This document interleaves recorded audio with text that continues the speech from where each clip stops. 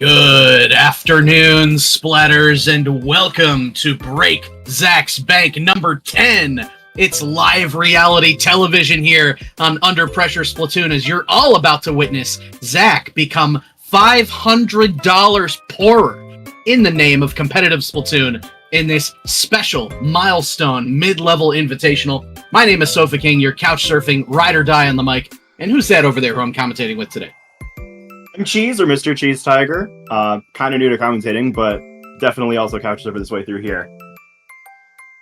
Heck yeah. Hey, well, Cheese, Tiger, whichever. I can't say Cheese Tiger, but I'll probably pick Tiger as we go on here, unless you prefer otherwise. But we have a banger of a first set here. Can you tell us a little bit about a very special team that recently won another mid-level event? Yeah, I mean, right here, it looks like we have Rakuzan High versus Distinkt, seed number 8 versus seed number 9, so it's going to probably be a pretty close match, though anything can happen, of course. I saw a couple of these players on Rakuzan High yesterday. I don't recall seeing much on Distinkt, but I'm looking forward to seeing them here.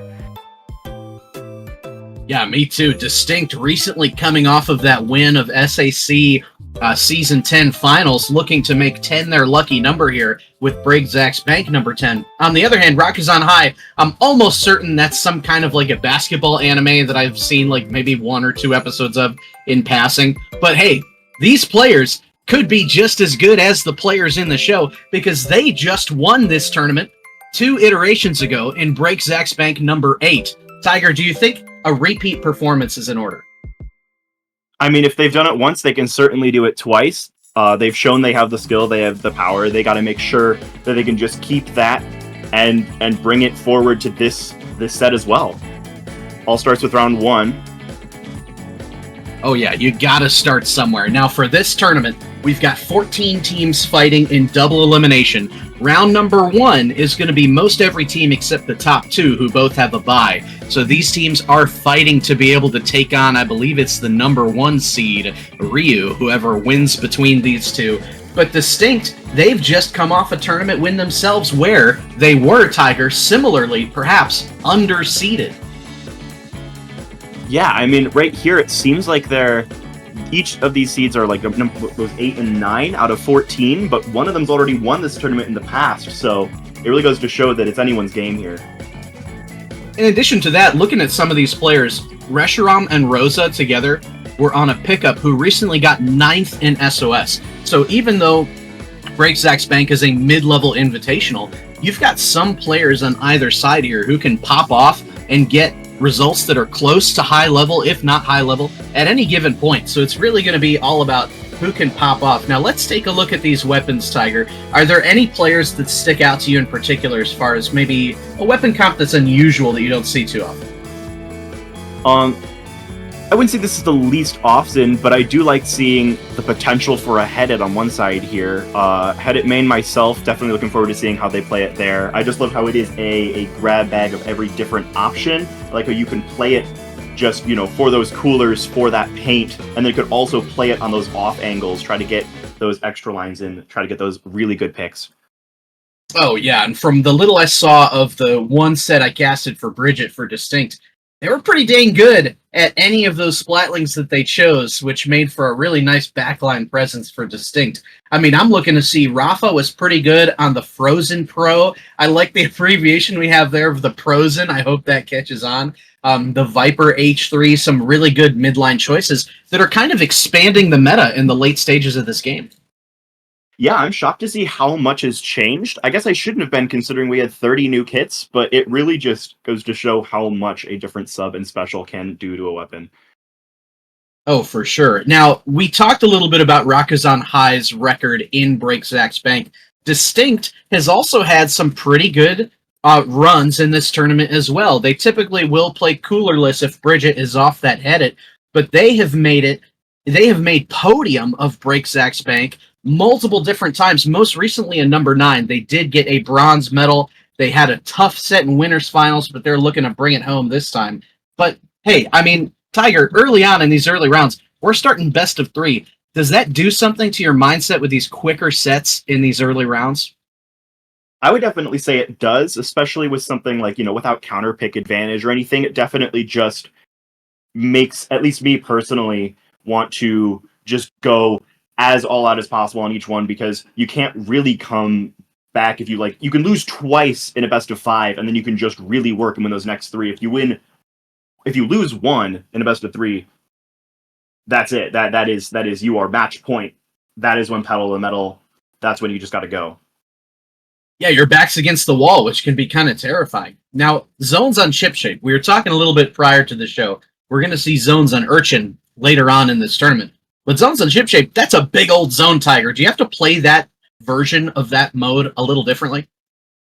I would definitely say that you do. I think that you need to not only just, know how to take space, as, you typically do with zones, but often it's a lot more space you need to have, I would say, on chip shape rather than on some other map combinations for zones. I think you're absolutely right. There's a lot of spots for the slider cheese if you come around from this a little bit of an angle. There's a lot of options for the enemy to just approach and try to retake.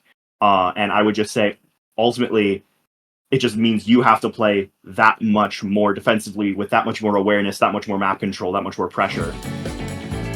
Yeah, and it's kind of quite a committal to make that initial drop into the court area. If you're going for a retake, you got to make sure all your ducks are in a row. Otherwise, it's going to turn into knockout territory real quick.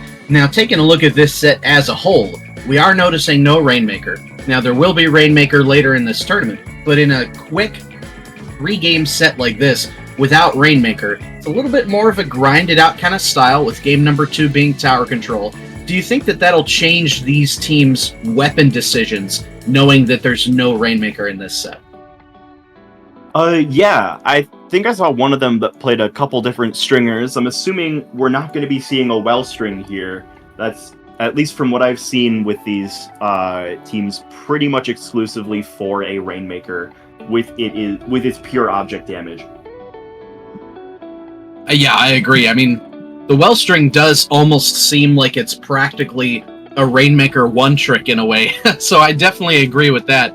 I know that the bow player, I believe, for Distinkt is pretty dang good with those bows. Tower control Inkblot, we all know it's kind of like the final destination, no items of Splatoon.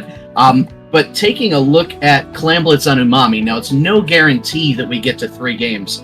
Do you like Clamblitz on Umami, or would you rather be playing zones there?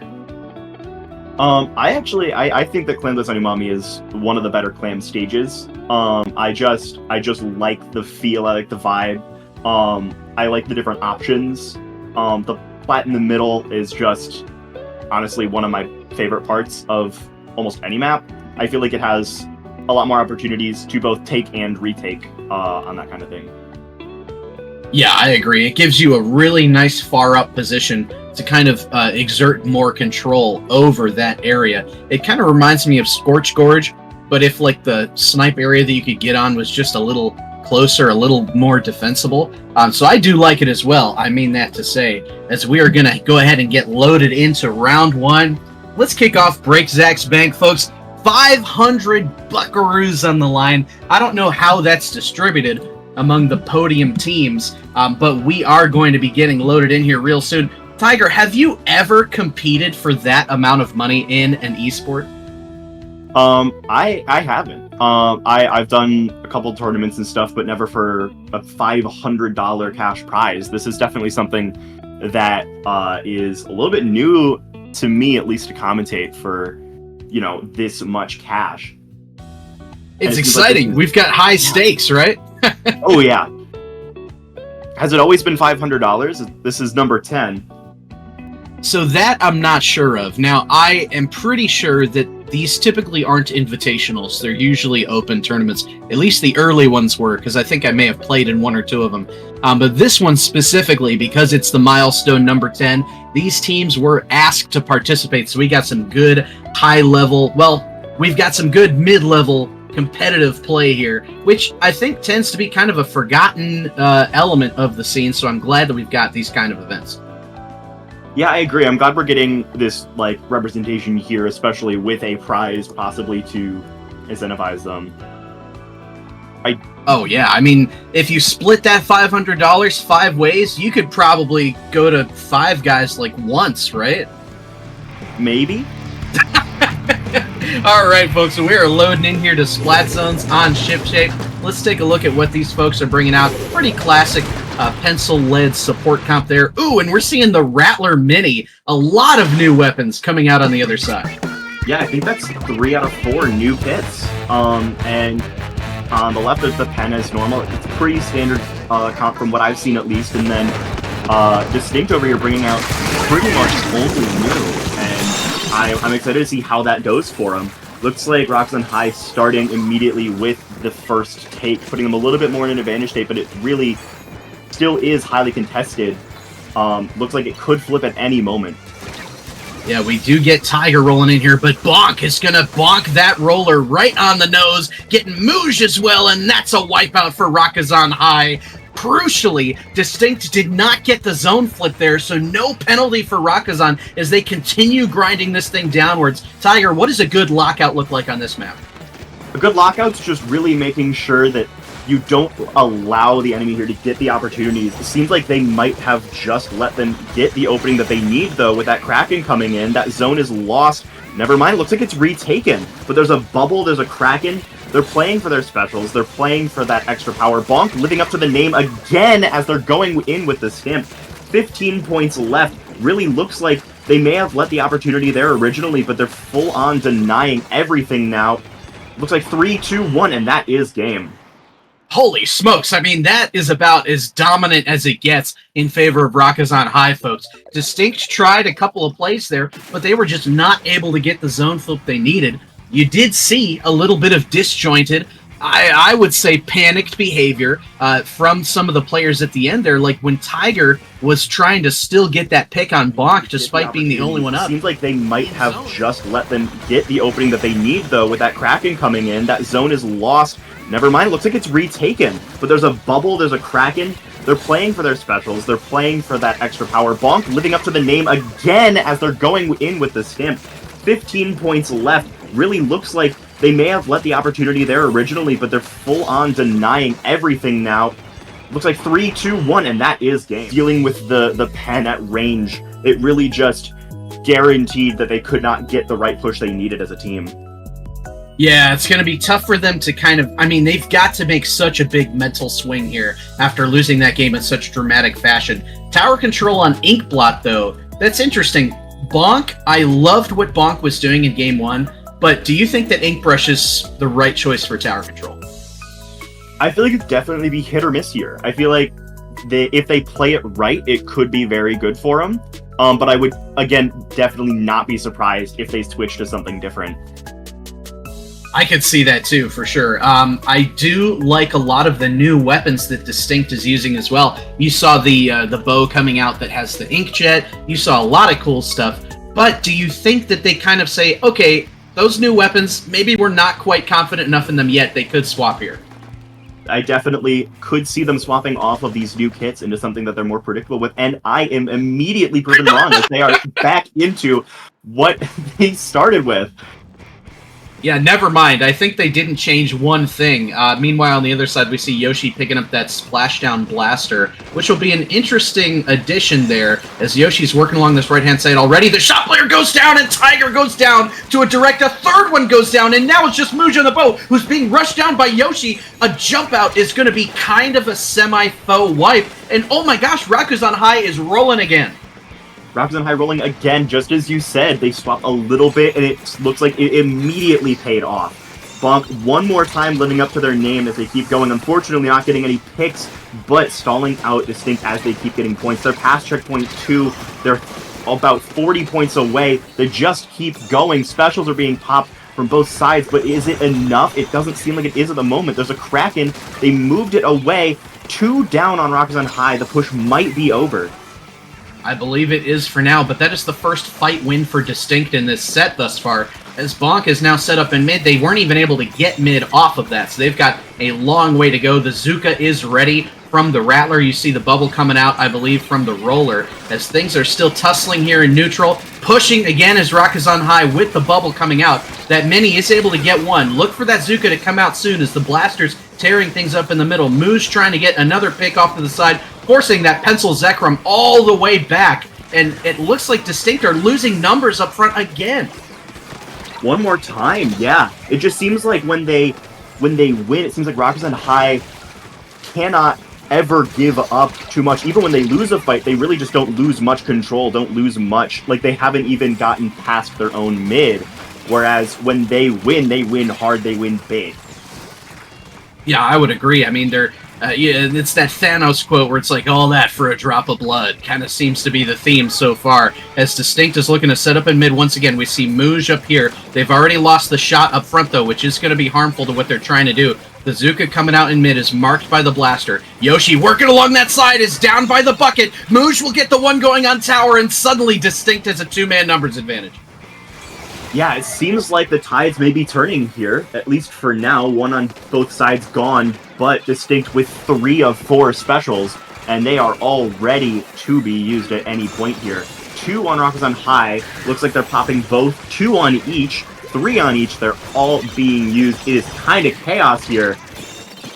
Doesn't seem like many got picked. It looks like there's 1 or 2 down on both sides, and it is still in mid.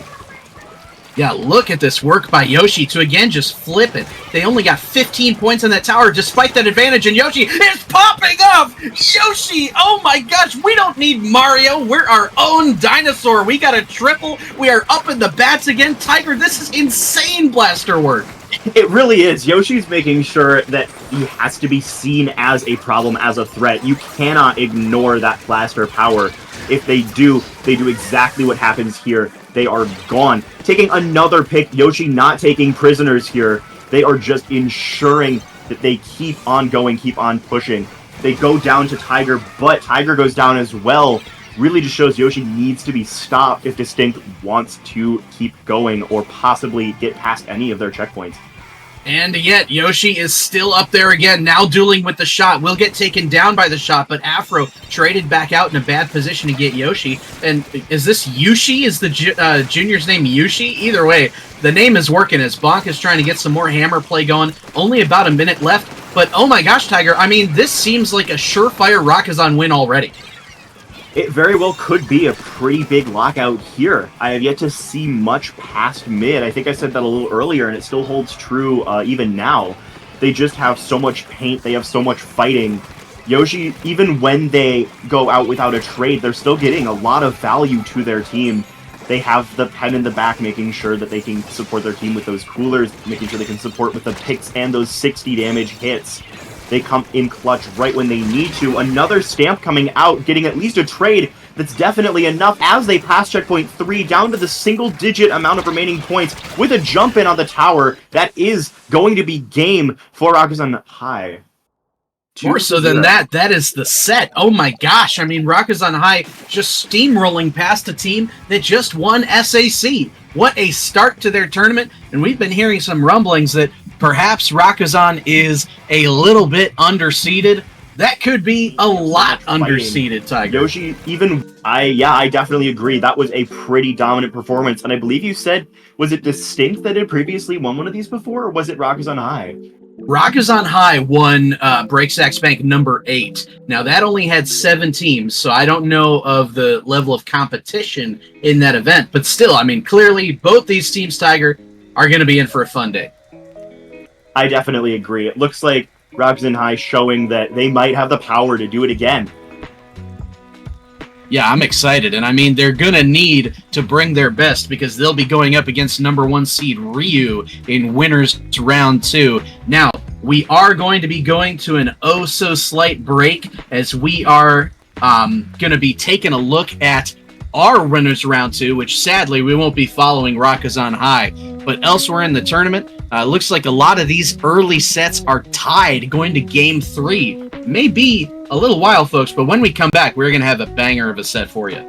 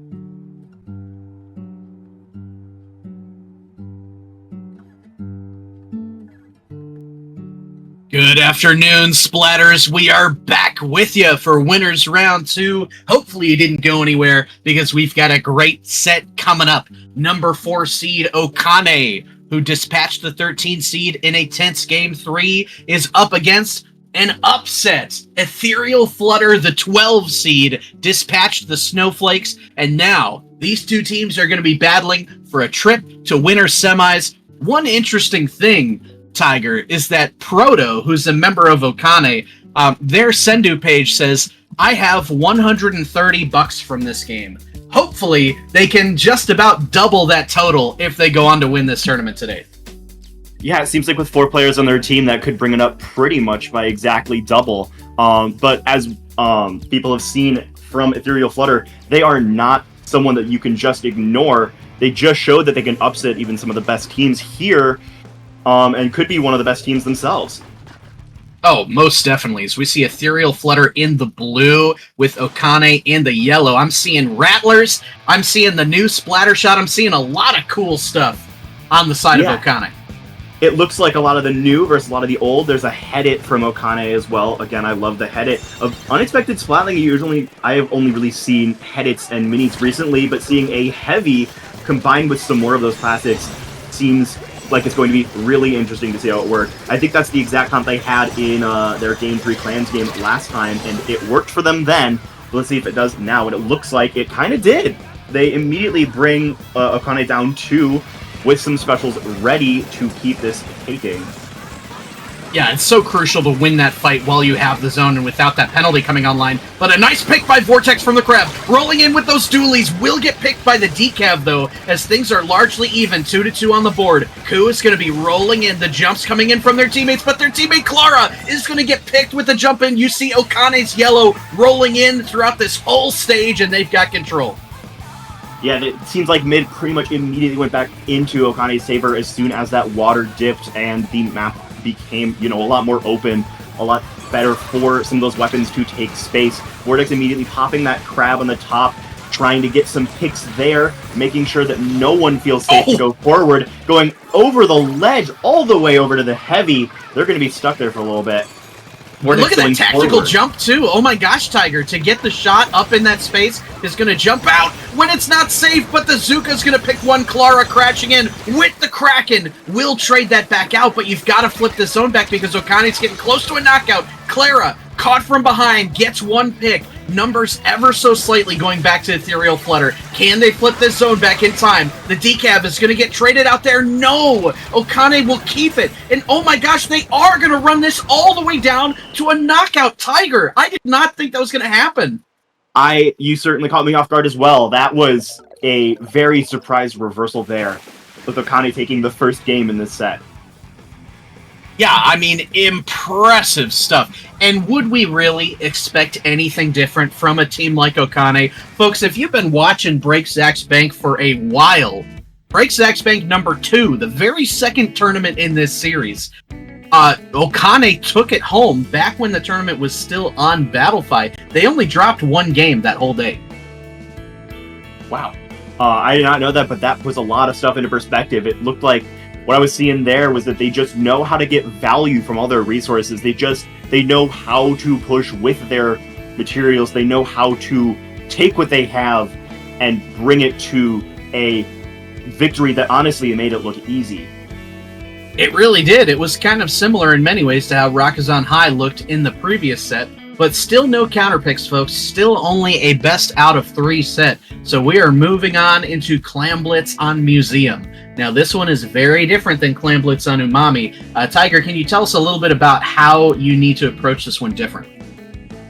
I would say mid is a lot harder to keep just because of the size and because of everything else there. I feel like you need a lot more pushing power to get a decent, run in, a decent amount of clams in that basket compared to what we've seen in the past. Now, we've just seen Okane with that power.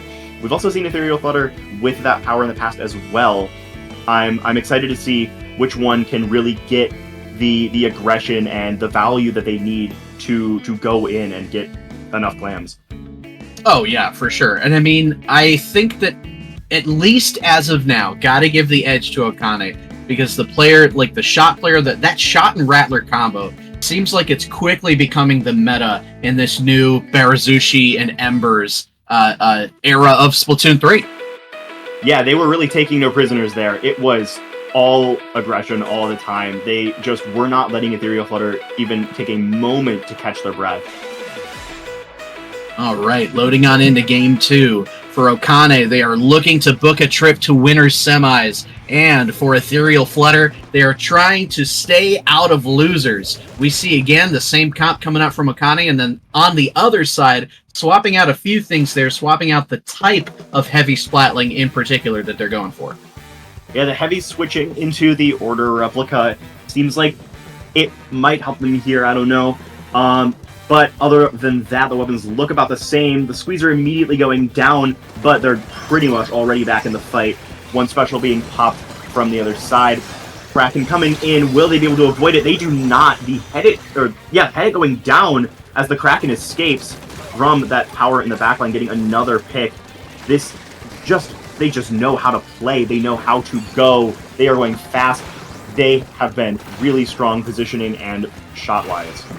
And look at that Zuka from Proto kind of forcing everybody back. Now the fight will begin as Ethereal Flutter kind of pours in along this right-hand side. Proto still holding their own, though. Look at this. Okane has not given up mid yet. They've got 2 powers to boot. If they can win one more fight, it looks like they're going to be able to score quite a bit. You see Ku pressing up on that side, going to war with Proto there, is going to get Proto traded out by Cartithia on the side there, as, oh my gosh, the Kraken's coming out, but this is still pretty stuck in neutral. Yeah, it really could be anywhere. It looks like a push might be going on with Okane, but at the same time, that Kraken was able to stall but not allow much of their team to go in. Looks like a couple clans are down. Some pushes there, unfortunately not quite finding the mark, but the potential there was limitless. Oh, for sure. But hey, I mean, it's a game of inches, right? And all these players are great. All these teams are great. And now you're seeing Ethereal Flutter with a true chance to get back in it with Cartithia down on that shot along the side. Ku is going to be rolling in with that Zuka, forcing a jump out, I believe, as Clara, the backline's keeping an eye on these beacons on that left-hand side. How important is positioning at this level of play, Tiger?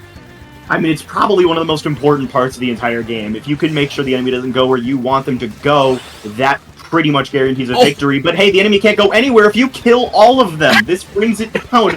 A full wipeout. Do they get anything in? They just barely don't. 2 power claims left right by the basket as it's near wipeout for Okane as well. That Kraken not allowing them to get any clams in, but they're taking some names, getting a pick, at least a trade. And the MVP there was X Limit's juice that allowed them to come back so fast. And then they all executed on the defense, which is why we still have no score as we're halfway through this game. The clam advantage, though, has remained heavily in favor of Okane. The Rattler does go down here, as the Headit is creeping up with Vortex on that crab, which has been so good throughout this set. One will go down for Ethereal Flutter on the right-hand side. Nobody's working that left-hand side, though, is the Headit. Clara will drop into mid. Sorry, it's not a Headit, it's a...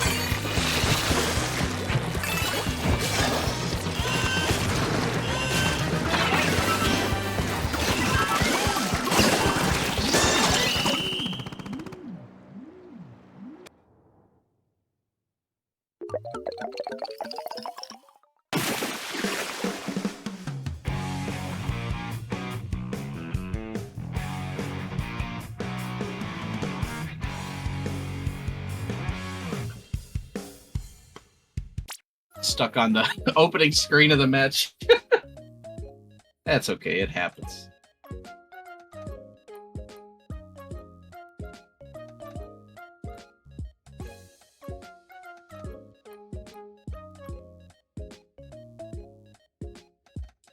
Howdy, howdy. Few technical difficulties as we work our way through, but you know what's not, I don't know what I was going to say. You know what I should say, though, is that I feel bad for all of y'all in chat because you missed a humdinger of a game 2 that Ethereal Flutter took, and we are on our way to game number 3, Tiger. Who do you think's going to take it home in Rainmaker Undertow? That is a really good question. Honestly, I think it might be Ethereal Flutter. They showed that they can come back from a Game 1 loss, and very likely they can reverse it. One thing about this stage that is the most important is just a super strong defense, and we just saw last time how powerful Ethereal Flutter's defense could be. Yeah, to give you a rundown of what you missed, folks, it was pretty much a deadlocked game on Clamblitz Museum for the entirety of it, with Ethereal Flutter with some great defensive stops, and then they snuck in the overtime win at the very end. This time, though, what are your thoughts, Tiger, on the Okane Headit player swapping to N-Try? I'm a little bit surprised to see that. They lose a lot of range with that, and they lose, you know, the main thing they were going for with that Headit, but at the same time, it seems like it might be working for them because what they needed for this is a little bit more aggression, and the range really was not as much of an issue for them there. Vortex is going to use that crab to help Okane get a nice, early, comfortable checkpoint to start this game. However, I mean, Okane's taking the early lead on all 3 of these games. It only worked for them half the time as Clara races in with that Kraken that they swap back to. And that is hopefully the end of that push. We'll see. But no, Cartithia is going to lock that down, painting a path for the Rain. Look how much space they have in front of that Rain as they grind it all the way to 42. Yeah, a second Krakens hit the Rainmaker here as the team struggled to get it themselves. It stays stuck in this area on the left. They're struggling to get forward, but a path was painted. They lose it one more time. They get Azuka out. Are they going to find Purchase? They get one. 1 down on each side, 2 down on Ethereal Flutter. Rainmaker walking forward, swing forward. That's game. Oh, no! Wow, well, Okane said, hey, you can cheese us once, but you can't cheese us twice because we're just going to come back and win Rainmaker, like, nearly immediately. So that will be the set for them, taking it to a Game 3, making sure Ethereal Flutter does not pull the same reverse sweep shenanigans. Yeah, they really just made sure that they stayed in the winner's bracket there, going 2-1. They made sure that they learned from Game 2. They saw that they needed something to overpower that defense, and then they powered it with it. They did indeed. As now, let's take a look at the bracket if we can. If we can't, we'll just tell you about it, because Rakuzan High 2-0'd the number 1 seed Ryu. So the basketball anime vibes are going strong as they will be taking on Okane in winners semis next. We are going to be hopping down to the other side of the bracket where Retro Records has fought their way up to winners semis as well. The other set is still being played as of now. But folks, we're going to take a quick break and hopefully we'll be back with you for some winner semis. The stakes are getting high.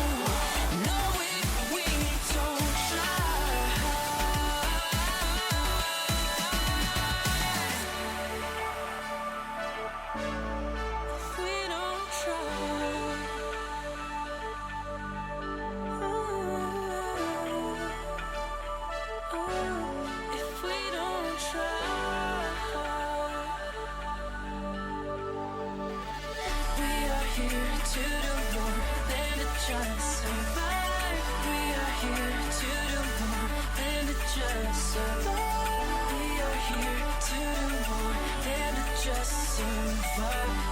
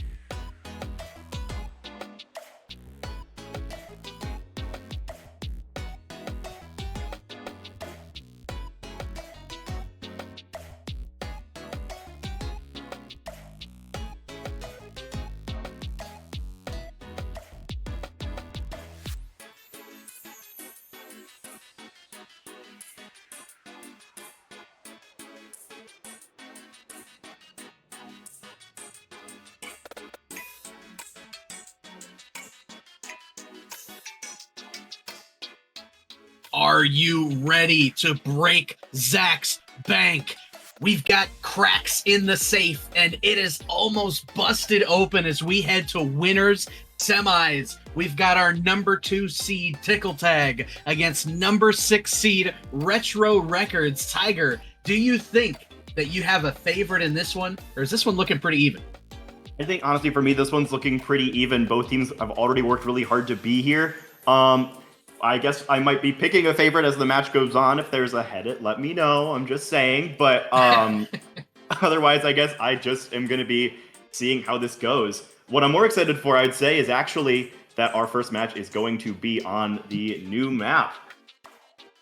Yeah, I am super excited to see zones on Urchin. Beyond that, it'll be counter picks. This will be a best of 5 set, so we are looking for, a little more nuance with this set as it progresses, as these teams kind of figure each other out.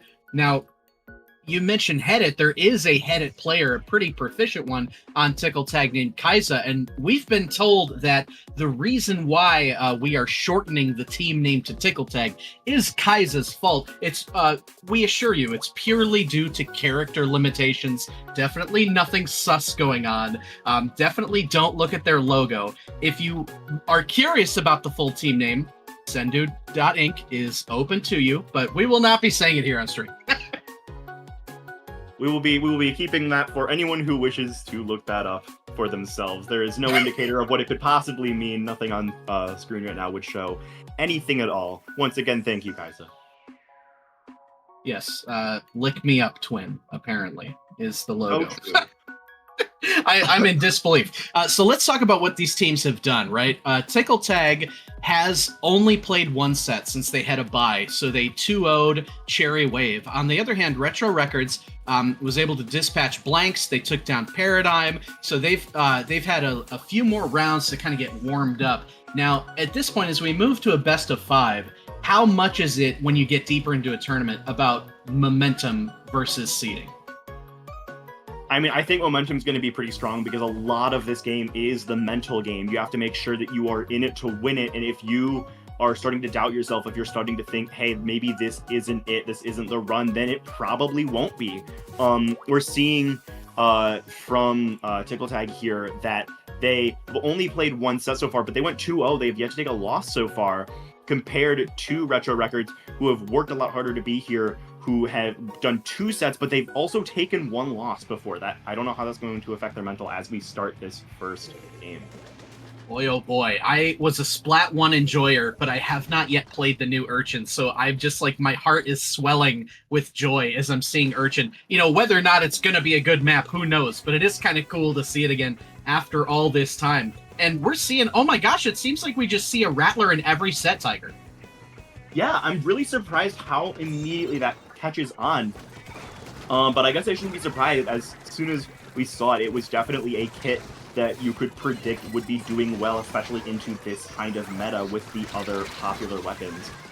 Immediately getting trades, getting picks. Seems like Tickle Tag is 1 down as the zone. They had it, but they're gone now. Retro Records starting the push with 21 penalty points down on Tickle Tag. It's neither here nor there, but I remember that zone being bigger in Splat 1. I think they just made it so teeny tiny, as now Retro Records is able to get a nice numbers advantage, setting up on the hill. You got to keep one person along that side to check any drops on the left, at least if there is still a drop there. This is the first time I'm seeing Splat 3 Urchin. Zuka isn't going to find any marks there. Lead flip is going to be there for Retro Records. Yeah, there is a left drop over there, but locking out here, Tiger, what's the most important mindset to keep yourself in zones? It's all about survivability, right? Yeah, it's all about survivability. It's all about making sure, I guess, when you have the zone, it's not about winning a bunch. It's about making sure that you don't lose, if that makes pretty much any sense. Because you can lose a little bit and be totally fine, but if you go down just like what happened here, that zone is lost. Retro Records does have a firm lead at the moment, as one more trade happens, but it doesn't mean they're going to keep it. I like how you can get up on that little lip, like, very temporarily, and then you slip back down. As one member will go down, that's the Squeezer Kai is going to go down. Ivy. Everybody is loving to hide in these corners, and I love to see it, because that is exactly what was so fun about Urchin back in the good old days. The bubble from Ivy is at the ready. We know that they're proficient in positioning that thing. Is going to pop it on the zone, trade it out by the mine, which is unfortunate. But we're still locked in neutral here, and Tickle Tag, they've got a ways to go to get that lead back. Yeah, they definitely still need a lot of work. I do feel like this is very achievable for them just due to the sheer amount of paint that they have and the sheer amount of options they have with that paint. I do like seeing the roller on both sides, though a different type.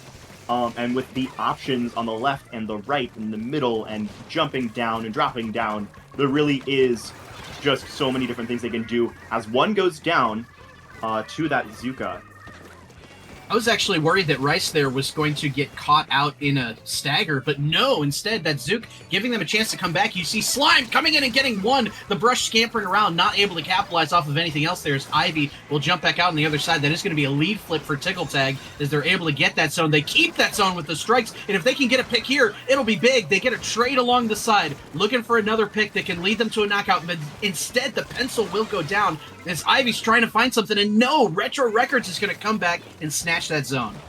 Yeah, Retro Records really just making sure they can approach from all sides. To any new players, this is how you know that this is a stage not from Splatoon 3, because there are flank routes and there are options. Oh my gosh, I couldn't have said it better. You're absolutely right. There's actual ways that you can approach the map for better or for worse here, as Tickle Tag is going to resume control here. That Rattler, though, does have the Zook at the ready as Slime comes in, picked along the side. Rice is going to try and dodge that curling bomb, but Ivy coming in. Oh my gosh! Rice with the Rattler, showing their expertise with the weapon already, is going to shut that roller push down. Now going for Kai along the edge, is going to get pinched almost through the penalty as Tickle Tag, but it looks like they're about to lose this zone. Yeah, they do immediately get it. Retro Records has it for Wow. now, but it's back into neutrals immediately. Zuka providing massive value for them as Retro Records starts lowering their penalty here. They keep going forward because they have to push. You can't just hold on the zone here. This zone is just so small. A tight game in game one of winter semis as two will go down up front for Tickle Tag. Ivy along the side here is maybe caught in the bubble, maybe doesn't want to go down, is deciding to push this. Cats will get one, we'll get two! There's a jump coming in as Cats, oh my gosh, is going to single-handedly give Retro Records that lead flip. I don't know, it looks like Ivy got picked along the back too, so that's a long wipe for Tickle Tag, and now they're looking for the knockout, setting themselves up. These strikes have been neutralizing the zone all day. This time they don't, though, as Gothmom is able to get that zone, and Retro Records will take game one. Yeah, no matter how small that zone looks, when you can paint it over yourself, no amount of strikes can change that as they take this game one. That was a tight one, folks. If they are all going to be like that, we are in for a dang good set. Now, Retro Records, I'm also seeing on Rice's Sendo page here, another interesting note here, $60.25 in tourney winnings. I've got a few questions about this, Tiger. First of all, who's giving out any prize that ends in 25 cents for a tournament?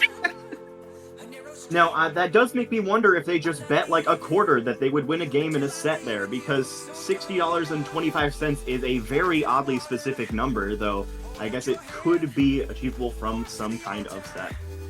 I guess so. But hey, you've got a lot of these players having, been very accomplished in recent Ludi seasons. It looks like Rice and Company on $6 comps, if you're familiar with them, did place very high in Ludi Div 2 this past season. On the other hand, for Tickle Tag, I mean, these folks, some of these players were placed in Div 1, so you're getting up into some pretty high, the tippity top of the skill cap of Break Zach's Bank. Either of these teams could go on to win this whole thing. Yeah, even though we just saw game one taken by Retro Records, that does not guarantee a lockout on the rest of this best of five. Tickle Tag is more than proven, more than capable to come back and maybe even go 3-1, if not 3-2. Oh, yeah, for sure. And as we get into kind of like the counter pick area of this, Tickle Tag, it looks like it's going to decide to stick with zones, is instead swapping to Barnacle. Do you think this is going to help them kind of pump up their comp more, or are they looking to swap some weapons as they're going into this one? That's a good question. I feel like they're probably going to swap something, mostly just because that's a mentality I would have in mind, where it's just if you have lost something, they might want to consider switching something around. But with such a close game, they could be wondering more, or they could be wondering less on what they need to change weapon-wise and more on what they need to change priority-wise, more what they need to focus on, if they can try to get more value with certain people going certain lines together, or using specials in just the right ways here. I think one thing they're going to want to prioritize is making sure that they are looking around for that brush, because last time it definitely looked like that brush was very good at taking advantage of some of their lacks of awareness. Yeah, I agree completely. I think that it was able to kind of get in unawares. And you know what? Ivy was great at that on the other side too with the rollers. So both of these kind of quick little slaying type brushes and rollers are going to be key on Zone's Barnacle, especially since it's so flat, right? You don't have to deal with a lot of verticality. So you should have plenty of space to see that roller coming. Yeah, that roller is back, and Brush is there as well as we hop into game 2. Ooh, I like keeping the strikes there with CJ, but swapping. I can't remember if CJ was running the end splash last time or something else, but I do like the end splash on this map. It's just is good at pumping out paint, good at making sure all 3 lanes of mid are covered at once here, as Kai is going to be trying to do battle, trying to find an early pick here, dodging the Zuka, but Slime rushing up, getting a trade immediately. One will also go down for Retro Records off screen, and that is slight numbers for Tickle Tag. They've got to take advantage of it, and they do with Kai rolling in. Oh my gosh, they just don't have the ink where it needs to be early on, though. And Retro Records, again, is having a hot start to this one.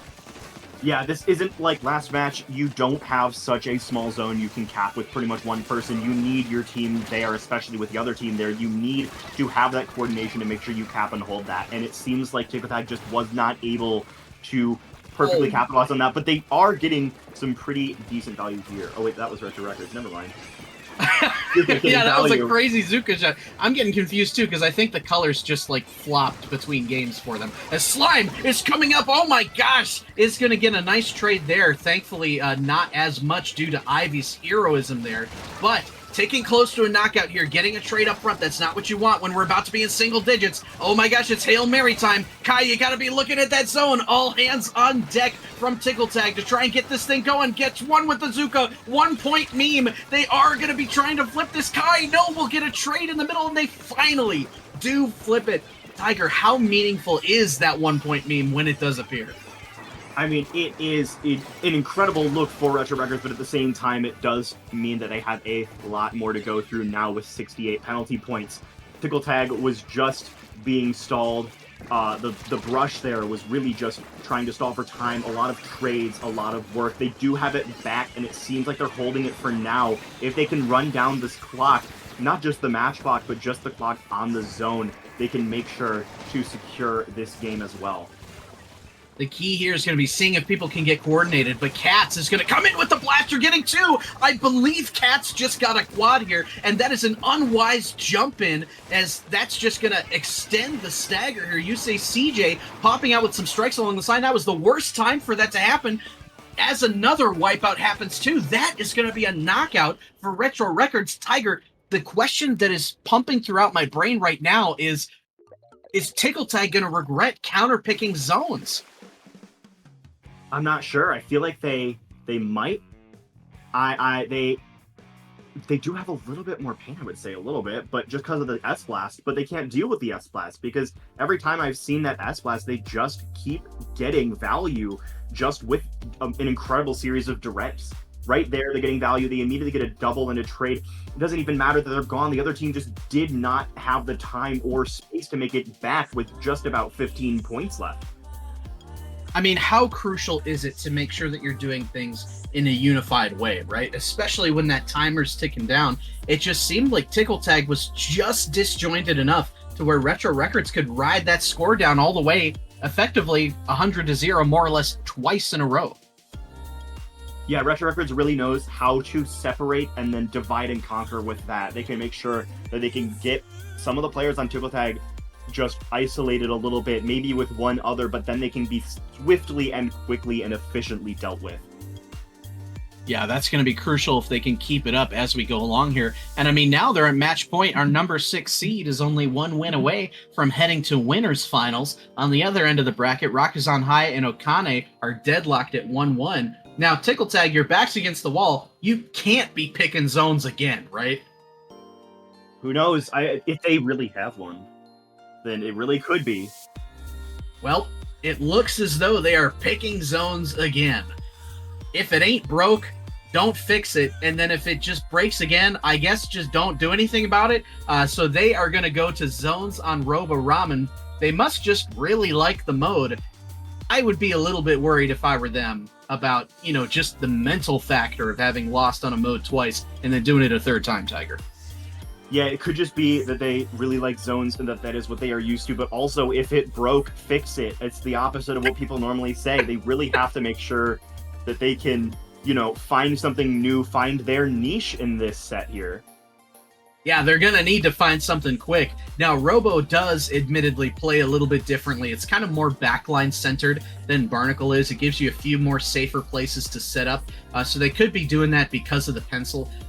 Who knows what their reasoning exactly is. But, I mean, I thought that their biggest problem in the early moments of Barnacle was not having enough paint where Kai could set up. I mean, maybe they are painting, but Kai's going to need that to get those early picks.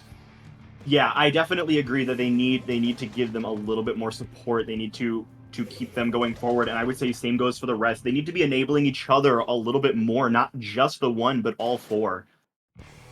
Swapping to the 96 Deco is Kai, so we'll see if that solves a few of our problems. That weapon having a little bit more stabilization, a little bit less slaying power than the Squeezer here. As we open up with Kai up front, looks like they have good ink for now, as one member of Retro Records will go down. Kai pressing ever forwards. Let's see if they can make more of it. Keeping Slimeser down, but Rice with the Zuka is going to get a nice pick.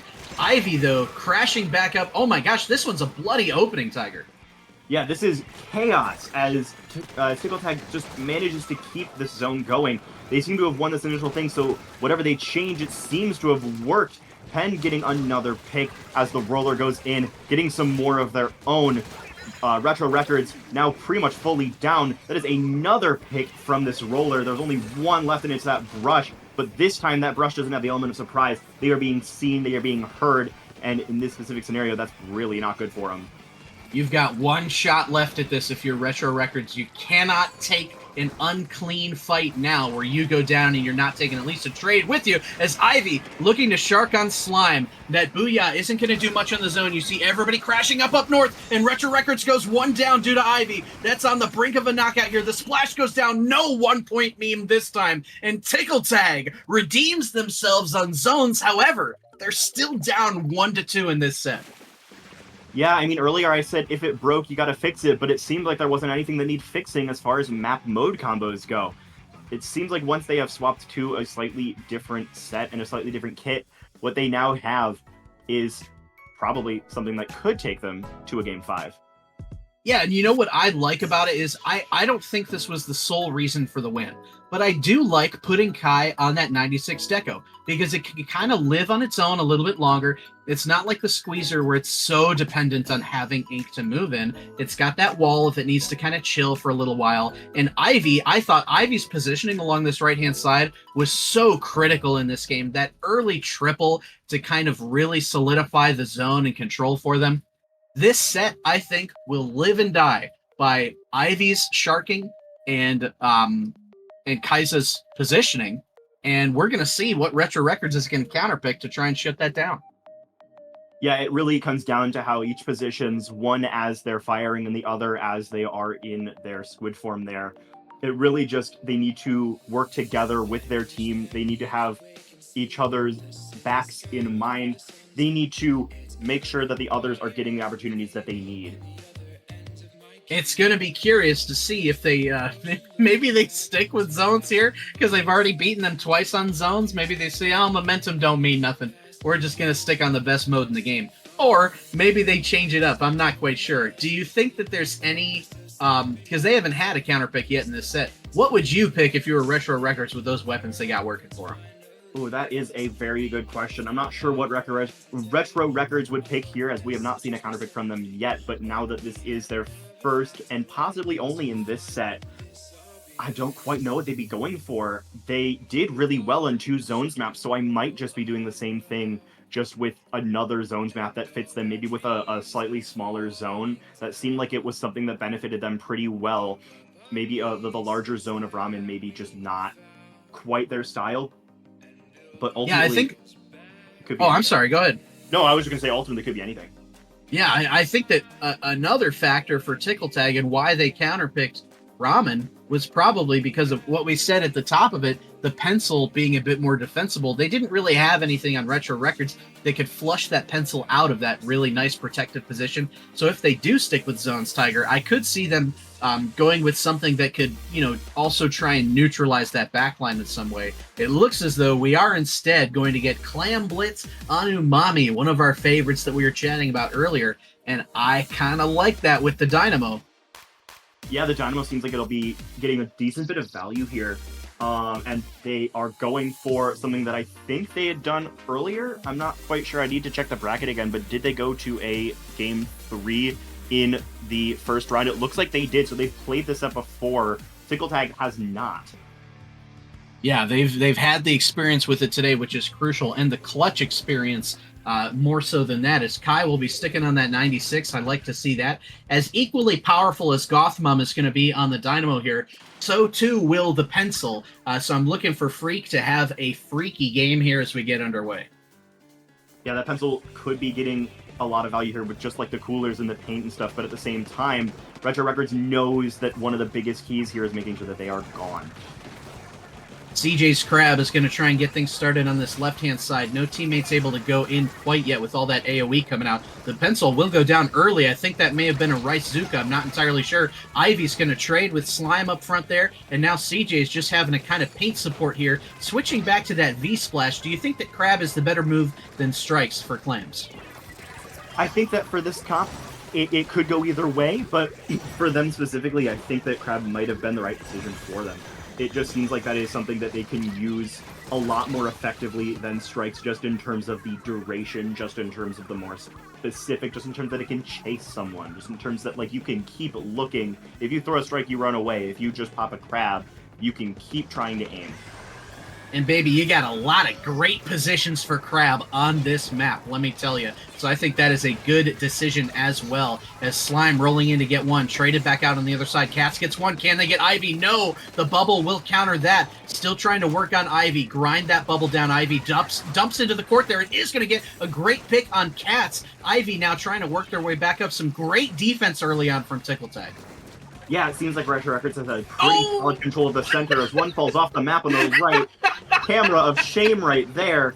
Unfortunate to see. Retro Records has had pretty solid control of the mid pretty much this entire game. Seems like that's changing at the moment. But Tickle Tag just ensuring that they do not get enough value to get something in the basket for them.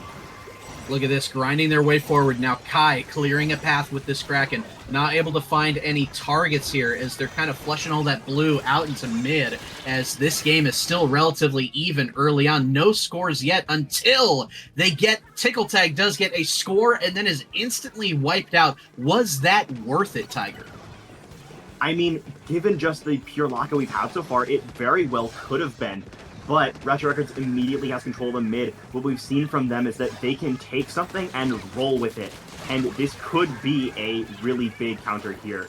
Seems like Tickle Tag is 2 down, with Retro Records having 2 specials they can pop at any time. They are getting the Zuka. Will it provide enough value for them? It's making one move. Another trade on the left as the Stamp goes forward. Gets countered. I didn't think that was as possible anymore, but anything goes here. They do break the barrier and break the lead, 77 to 80. Basket's still open, so more room for Clams at the moment. There's another one going in, and this is looking like it'll be a solid push. Yeah, really nice work by Cats there to keep all these members down here. Ivy is going to try and clear this out here. You got it down to 59. You've got more Clams at your disposal, but Gothbomb's going to get picked by the Pencil here. Cats trying to scramble back with Slime. It looks as though that is the end of that push, unless they can push out a special. No.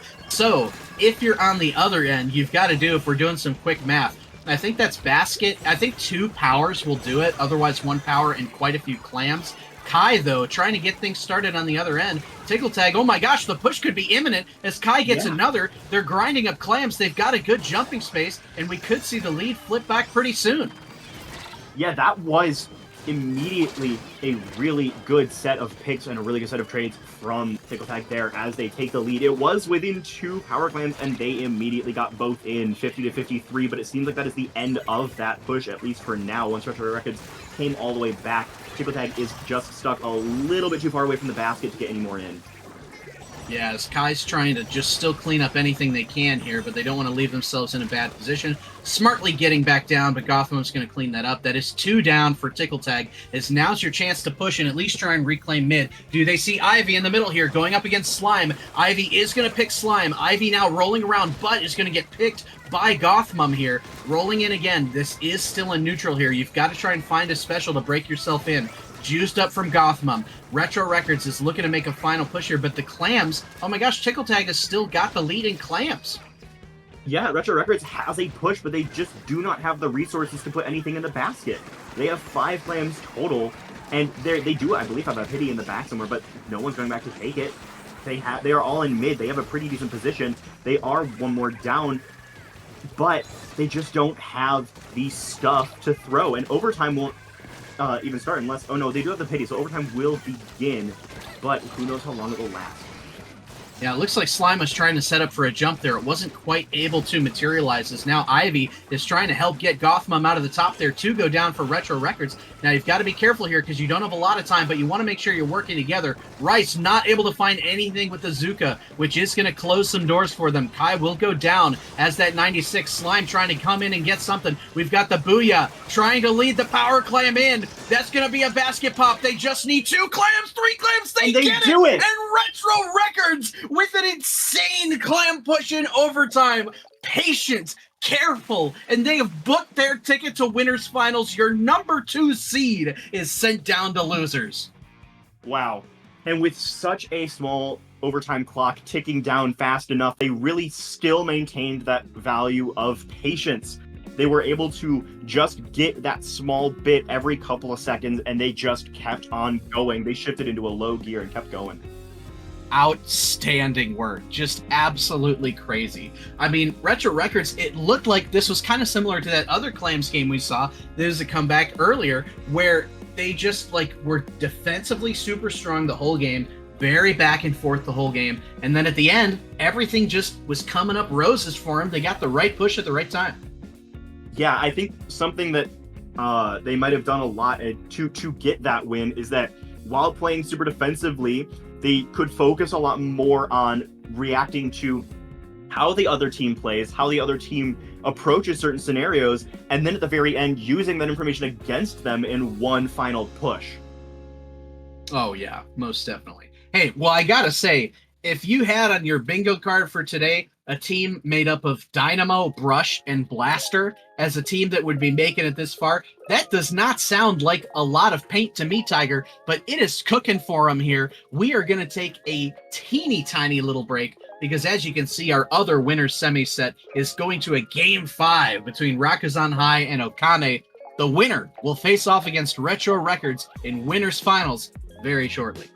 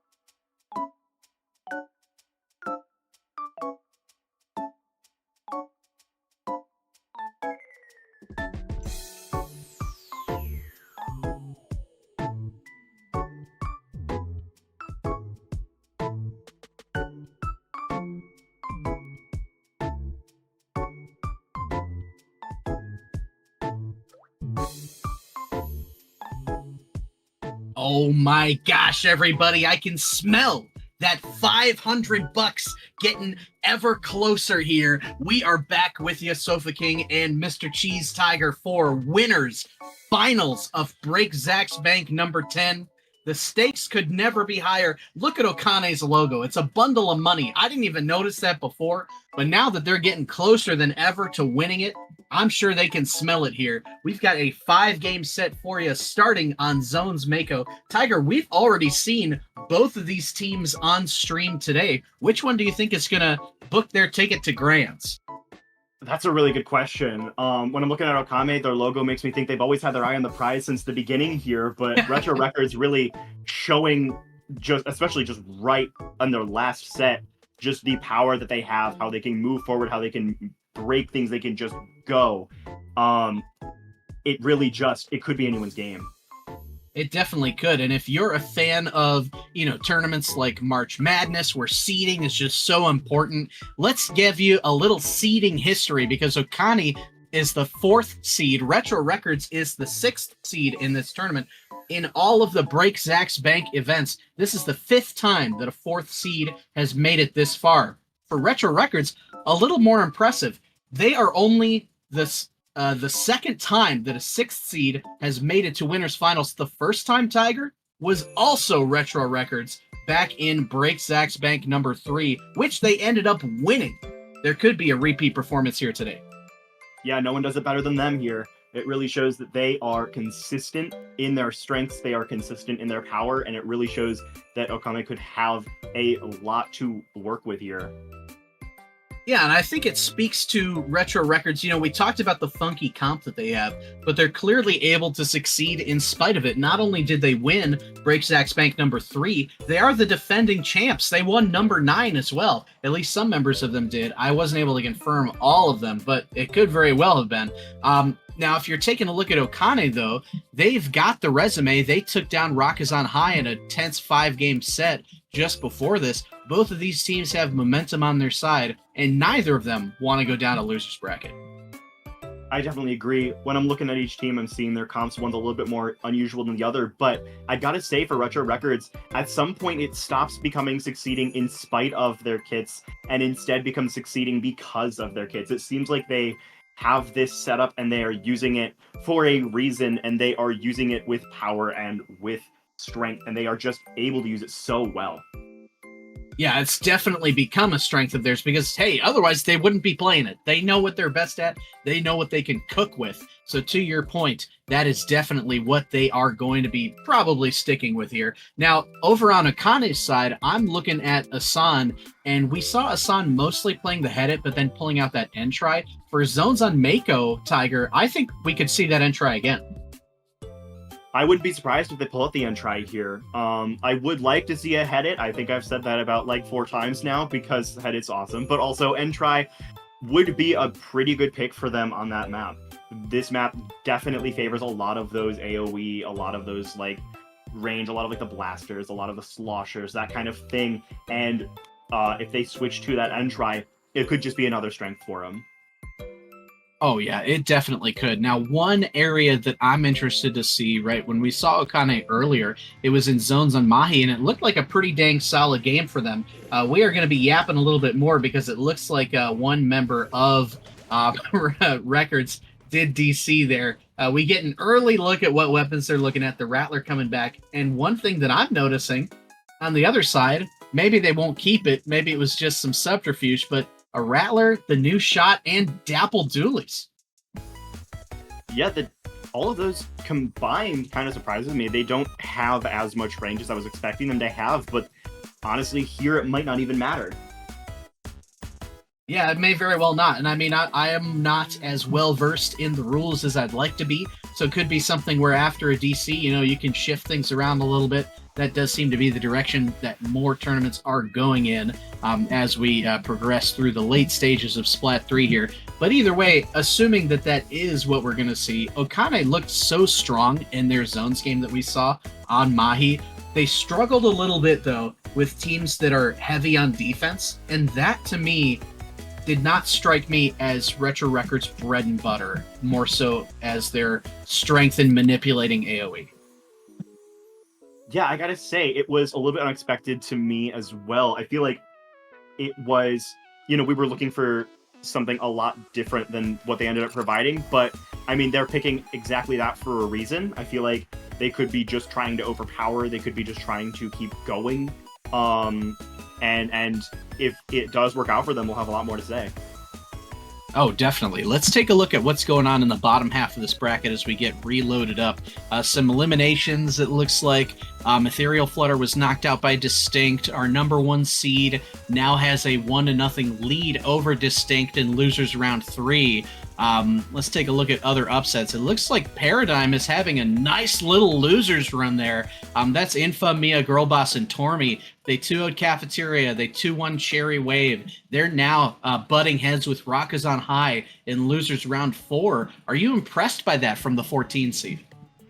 Yeah, I mean, out of 14 teams, being number 14 is certainly something that they would be, possibly a little bit intimidated by, but it seems like that's not bothering them at all. They do enter losers bracket, but they are just going forward. Their momentum is increasing every second as we start this match. What is this 4th weapon on the other side? Yeah, it wasn't Subterfuge. They're keeping the Rattler and the new shot, which I can never remember the name of, the Dapples as well. So they're just going full aggro here in zones. Tiger, that's not what worked so well for them on Mahi. Yeah, they could just be trying something a little different, but I figured they were going to be just playing to what they knew worked. If it ain't broke, don't fix it unless you do. That is going to be a jump out, creating an effective wipe there. One member will dive down early. That's the Dapples. Cats is going to pick them, and then it's a full stagger now for Okane, as they've got to get reoriented here. That zone's going to at least get down into around 40 before they're going to get a qualified push. Never mind, though. You see the Zook taking one down, moving quickly as Okane. A benefit of that comp, I believe, is Vortex is going to get one as well. Rolling in on Cats is going to get picked by Cats. That zone, though, still in Okane's hands. Yeah, it really shows that, well, we've seen last time that Brush and the S-Blast can always count on themselves to become a problem for the enemy team. It seems like they're able to effectively deal a little bit more with some of them, not as much the S-Blast, but a little bit more so the Brush. But 3 of them went down right there. As Retro Records retook the zone, they have a pretty decent grasp on this left side, a little bit past mid. As Cats takes another pick, Cats is once again showing that you cannot afford to just mess around. Yeah, Cats is really nice at predicting and reading opposing movement, too, especially above that ledge. That ain't easy, folks, to try and predict exactly where a person's going to be. So you see the Reef coming in from Vortex. Now it's becoming clear to me. I forgot what special that thing had, why they went with the Dapples. As 3 go down again for Okane. Now, Tiger, this is a comp that is powerful when it gets going, but it also seems to burn brightly and burn pretty quickly here as we're racing towards another knockout. Yeah, the Candlestick's running low here. It really just, it looks like they might not have the momentum to take it back and to get what they need. 3 points left, and that is immediately the game and the knockout for game 1. Yeah, you got to be thinking, maybe that wasn't quite the right comp. I see the vision of what they were going for. It's just a full aggro. But I think against a team like Retro Records, right, they can control you with the Dynamo, can control space with Cats, can send Slime along the routes that are not being covered by either of the 2 AoE weapons. Ooh, they kind of ran into a perfect counter in game 1 there. What do you think they do here for game 2? I highly doubt they won't switch it up. I feel like they're going to be changing some things around. Ultimately, what they're going to change into, I'm not entirely sure. But I feel like what they're going to want to be prioritizing is making sure that they can outmaneuver the things that they are kind of being forced into by the other side. Yeah, that is going to be a rather interesting dynamic to watch as we continue here. I mean, if you're Okane, your back is against the wall here. Now it's only 0-1, so you've got some space here with this 5-game set. You've got to kind of make sure that you can reset. And we're going to take a look. We'll see all together here what the counter pick is, because I wasn't too sure as it was loading in. They are sticking with zones, this time on Hagglefish. I think their comp changes are going to make or break this one. Yeah, it looks like there's a different dualies as well. Still picking zone. Zone seems to be pretty popular. I mean, for a good reason. Love seeing a head it here. Let's go. Are you a head it main? I have to ask. I don't think we clarified. Yeah, how could that you tell? Oh, yeah, now I could tell. It was honestly on me for not being able to tell sooner. As we're seeing a Rattler on each side quickly seems to be becoming a meta weapon. Slime is going to try and do an early flank there, not getting anything, wisely backing off. But as we're pressing up here, still in neutral, do you think this comp change from Okane is enough to equalize this score? Well, they started with the cap, but I mean, I think they did last time too, and look where that got them. It looks like they might need a little bit more, but at least it's working, at least for now, a little bit better. Yeah, that is a nice reverse cap by Okane. It seems as though they're able to hold themselves in mid a little better than they could with that other comp. As we see the head it kind of marching forwards, we've got juice ready for everybody. A counter booyah coming out on the other end as Okane maintains control. But no, that zone will flip. These next picks are going to be pretty crucial as 2 will go down for Okane. Traded back out from the Dynamo. Cats will get 1. Cats crashing in to try and get that long wipe. Instead forcing a jump out. And wow, Retro Records is off and rolling again. Yeah, I was surprised when they put down the cooler and then kind of stayed back, because I feel like that was gonna give them the opportunity to afford to take a little bit bigger risk, and instead they didn't, and it kind of just didn't pay off for them because it allowed Retro Records to do what they do best, which is take and hold. And look at this, they are doing it again. Cats again, the MVP on this blaster. So far, the MVP of this tournament, arguably, is jumping back out to try and get a better spot to use that Booyah, the only special on the board until the headache gets the juice here. Slime will go down off to the side. You see a Dooley's flank off to the side as well. That's going to be Rice v. the Dooley's, forcing a Dooley's jump out. That'll be a zone retake for Okane due to the distraction. A Zuka pick is going to help give big numbers, and Okane, oh my gosh, I thought they were back in it until Slime comes through and gets the wipeout. That looked like Okane's game, but the brush said no. It was Okane's game to be won, but the brush just refused. It went forward and just messed them up, once again showing that it needs to be dealt with. It cannot be ignored. It will always force itself to be a problem for this team. I think the crazy thing about Retro Records is that in any given skirmish, any one of their players could just pop off for a triple. And that is the kind of versatility that you're looking for in zones. As again, Okane goes 2 down. They've got 1 more shot at this left. They've already burned the crab. As you see members kind of rushing the ramp up front. That's going to be 1 member kind of going maybe a bit too early. The Zuka is going to help them out there up front. This is a big fight here. You see a DC towards the end. Oh my gosh, this is critical. A wipeout for Cats, though, is going to try and hold down the fort. A DC on either end, Tiger. What is happening? What is going on? A disconnect on both sides here. A lot of paint lost on the teams. Well, one was the brush, so a lot of picking potential lost there. We showed how much of a problem that brush could be, and now that the brush is gone, I feel like Okane might be resting a little bit easier, but now that one of theirs is gone too, it really is a toss-up. There is no headed from Okane. I feel bad for you. No headed from Okane. All gone. You should step in there and see what you can do for them as they're trying to hold this zone. Now, who do you think is under a worse condition with their lost member? The lost headed or the lost brush? I think the lost headed, honestly, is just a little bit bigger of an issue, because something that Okane needs is something that allows them to keep staying, because whenever they get the zone, they seem to lose it pretty fast. If they have something to keep it for themselves, compared to that brush that, granted, got them a lot of aggression, got them a lot of power, but that brush was also, it's not the best painter. It's not something that kept them stuff as much as it just got them more. And look at this now. Okane is down to 1 member as the shot's forced to scamper away. But hiding in the flank is going to be found out. That's 1 down. The Doolies are going to get crashed in on 2 down. It looks like Retro Records is taking pretty good control here as we get towards the end. Now, that graphic up in the top left is incorrect. Retro Records is actually already up 1-0. So folks who are coming in, they are looking to extend that lead to 2, but it's just the Dynamo left. The Dynamo is going to get Proto, trying to hold on to this zone as Gothmum, getting the juice up, canceled mid-Kraken. This looks like it could be a knockout, all thanks to Gothmum's heroics. Is going to get another, and that zone timer is down. Retro Records is on the verge of grands.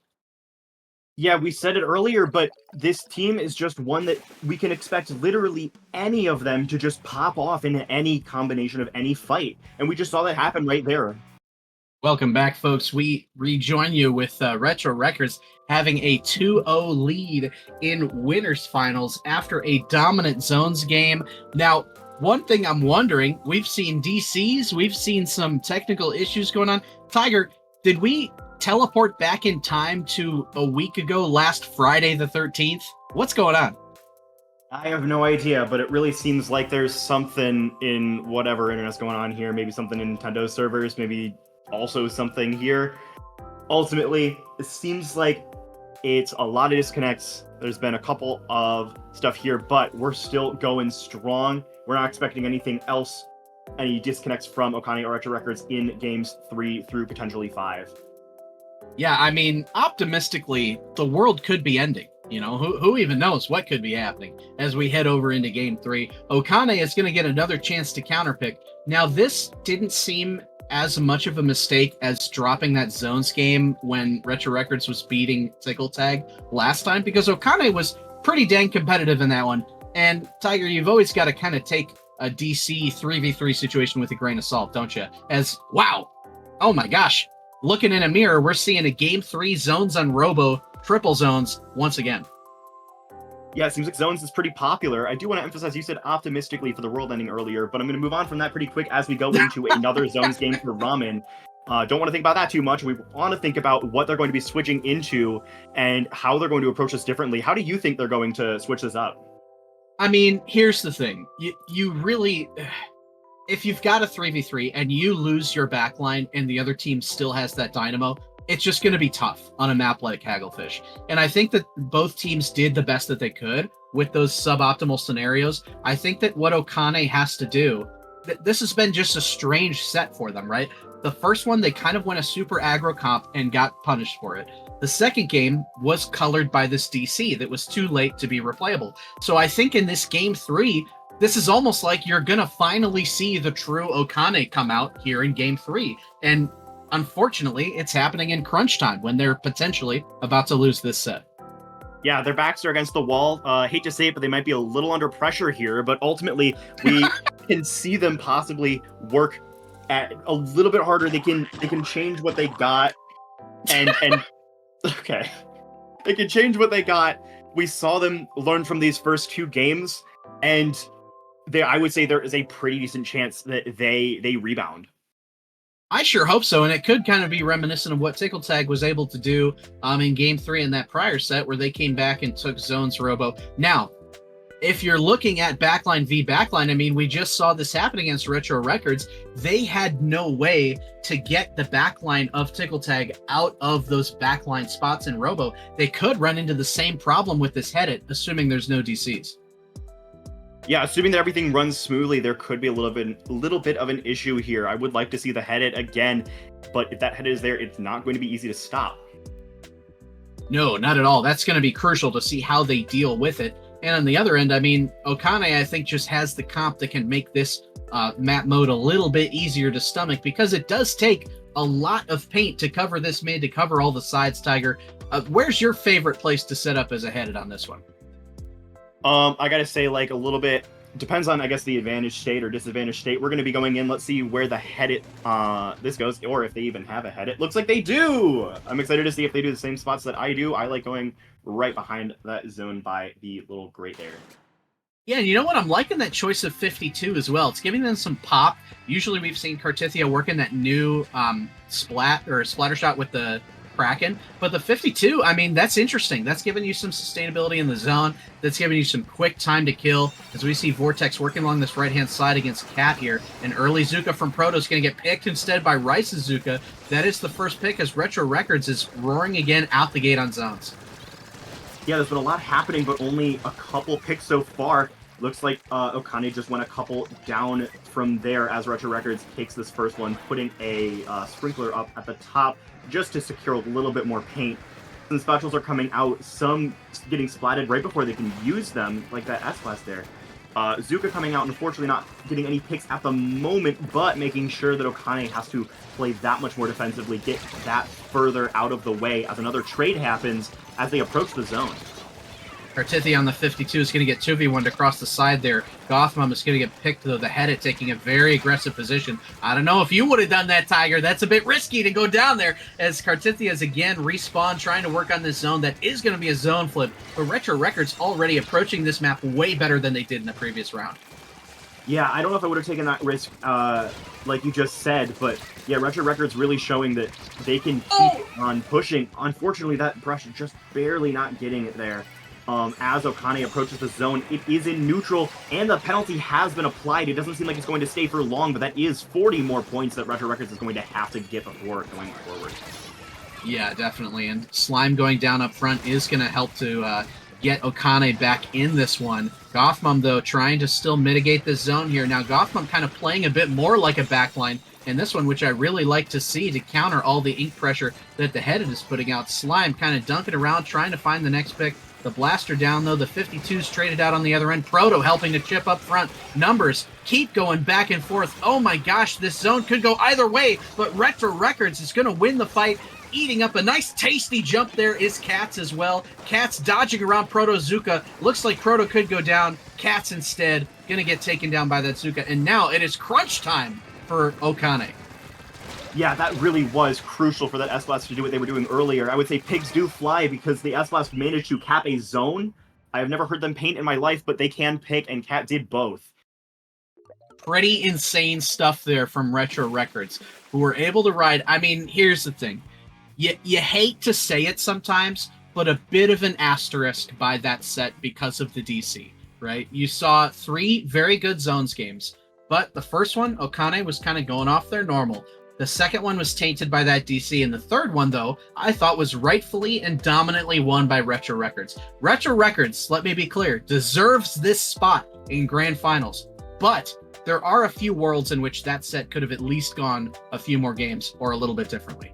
I would say, on the other hand, that first game and the third game together, even without the second, it felt like Okane needed to learn from their mistakes, and they just kind of didn't here. There was a lot of things that they needed to change, that they needed to do a little differently, and they just didn't.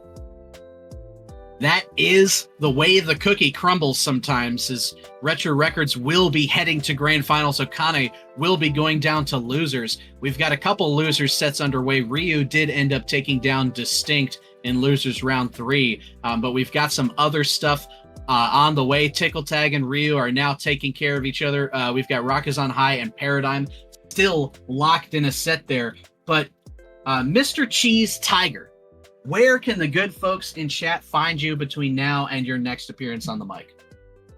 Between now and then, you can find me on Blue Sky at cheesetiger.me. I'm not on Twitter that much, but I'm Mr. Cheese Tiger there. Mr. Cheese Tiger on YouTube as well, and then Twitch is Mr. Cheese Tiger 1234.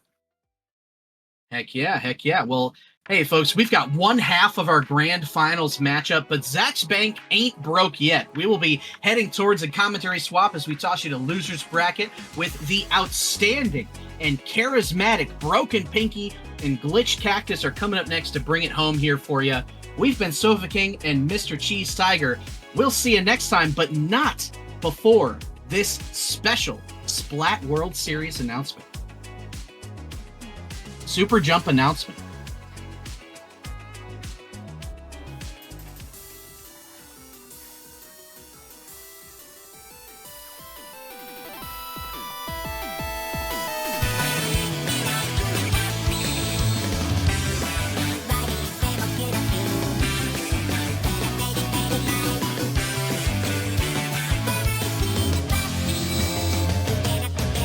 Send it 1, 2, and Kings will be the one here from Pixie Flama, and they'll take it in. And Metro stop the on.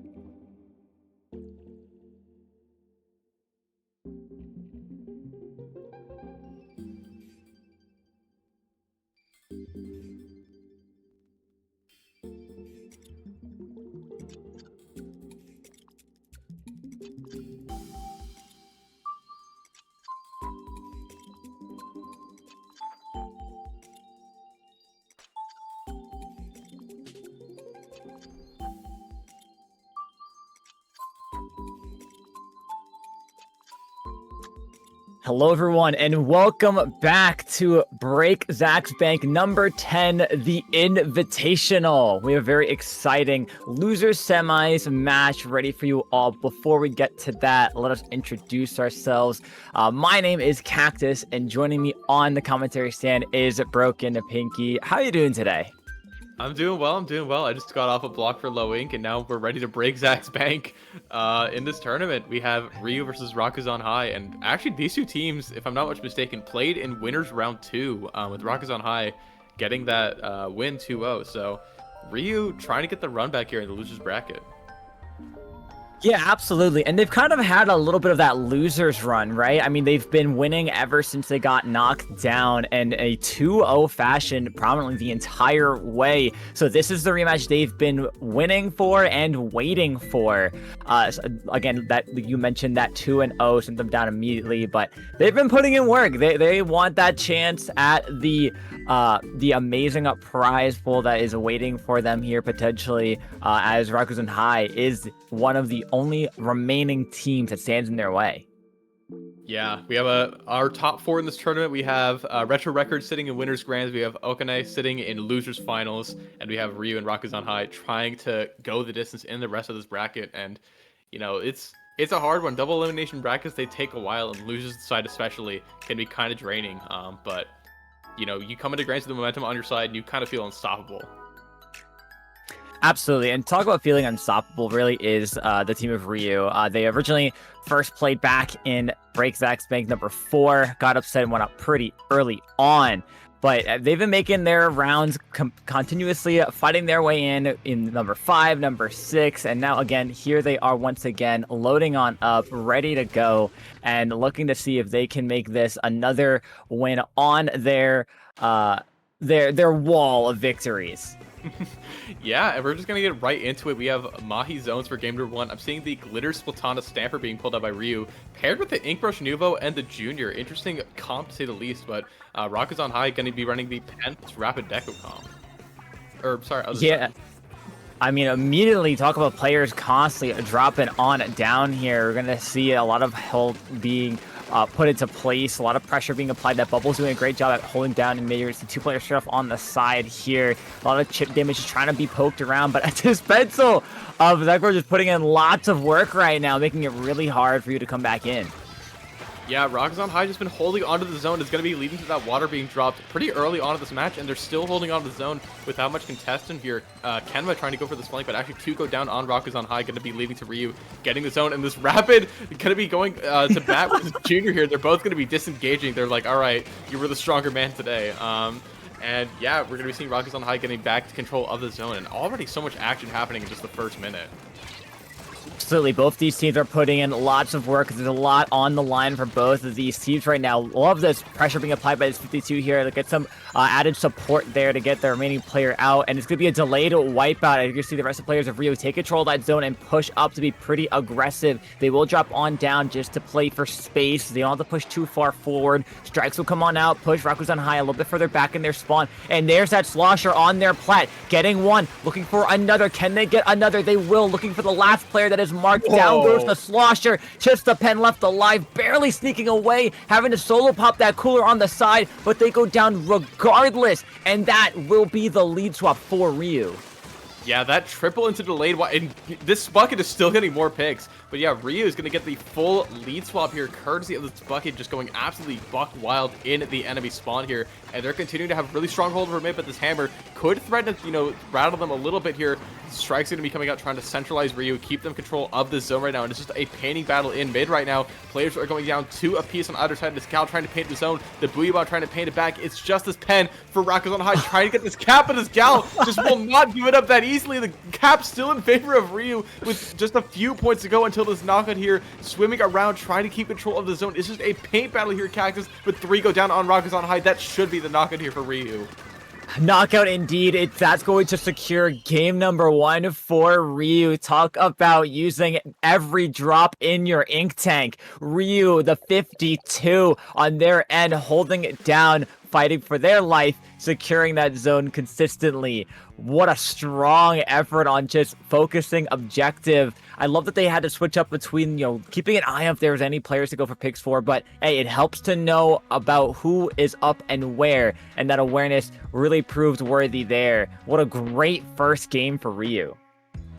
Yeah, and I mean, we can see it on our screen. This is a best of 3 sets, so Ryu just 1 game away from moving on to losers finals and avenging their earlier loss. And if we're looking at the losers bracket, Ryu has not dropped a game since they've been dropped to the losers bracket. So they are on a crazy win streak, and they are continuing it here in losers semis. Rakuzan High trying to, right the ship, get momentum back on their side here. Game 2 going to be on Clanless Museum Dolphoncino to try and do that for them. But yeah, Ryu made a statement in that first game. Statement indeed, especially when the waters were a little treacherous there in the beginning for them, right? We saw Rakuzan High have a really great opening, a really great beginning, just kind of locking things out against Ryu, but all it takes is one opportunity to get the ball rolling, and that's exactly what Ryu was able to secure. And like you mentioned, Pinky, they are definitely on that win streak, not dropping a single game so far, and it's definitely a complete switch up, I'm sure, that they're feeling from when they both originally fought each other in that first winners of round 2 side. So considering that they've been making that run round all through losers, they got the energy, they got the synergy under lock, and they have that momentum that they're really riding on. For Rakuzan High, though, you gotta wonder what they might be going through, what they might be thinking about, what they can bring differently to this game on Clan Blitz that unfortunately could not put the final nail in the coffin during that Zones game. Yeah, I mean, if I'm looking back at their first set, they... The first 2 matches, what is going on? Oh, okay, we're just missing a player. Okay, that's cool. Hey, we'll be right back. We'll be right back. Hey, don't worry about it. That's all right. They just gotta ready up it one more time. You know what? Little net issue. It's okay. That they got a little too excited for that win they had. Yeah. But looking at their winners bracket set, it was the same maps. Game 1 was Zones Mahi. Game 2 was on Clans, Museum. So maybe it was just an issue of Ryu not being fully warmed up. It was their first set of the day, but now they have the win in their sails properly. But yeah, as far as, map mode differences, this is the same, song and dances was in, winners round 2. It's just now Rakuzan High just on the back foot now.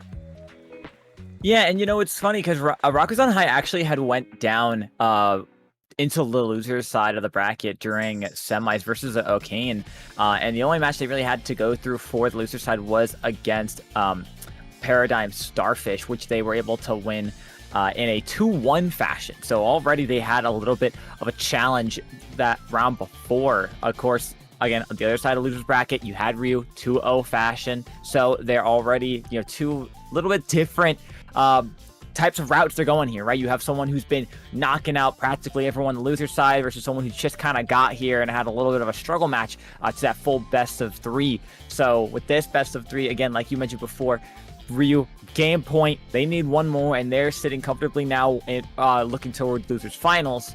It's up to Rakuzan High to see if they can have some great pressure they can apply here, some great communication with each other, especially with some clan economy. So they're making sure it's not just one of those one push every so often kind of deals, especially on Museum. You want to be able to get a really strong push in the beginning if you're able to, or if you just get one at any point during that game. It is just, regardless, a strong push and getting as many points knocked off as you can.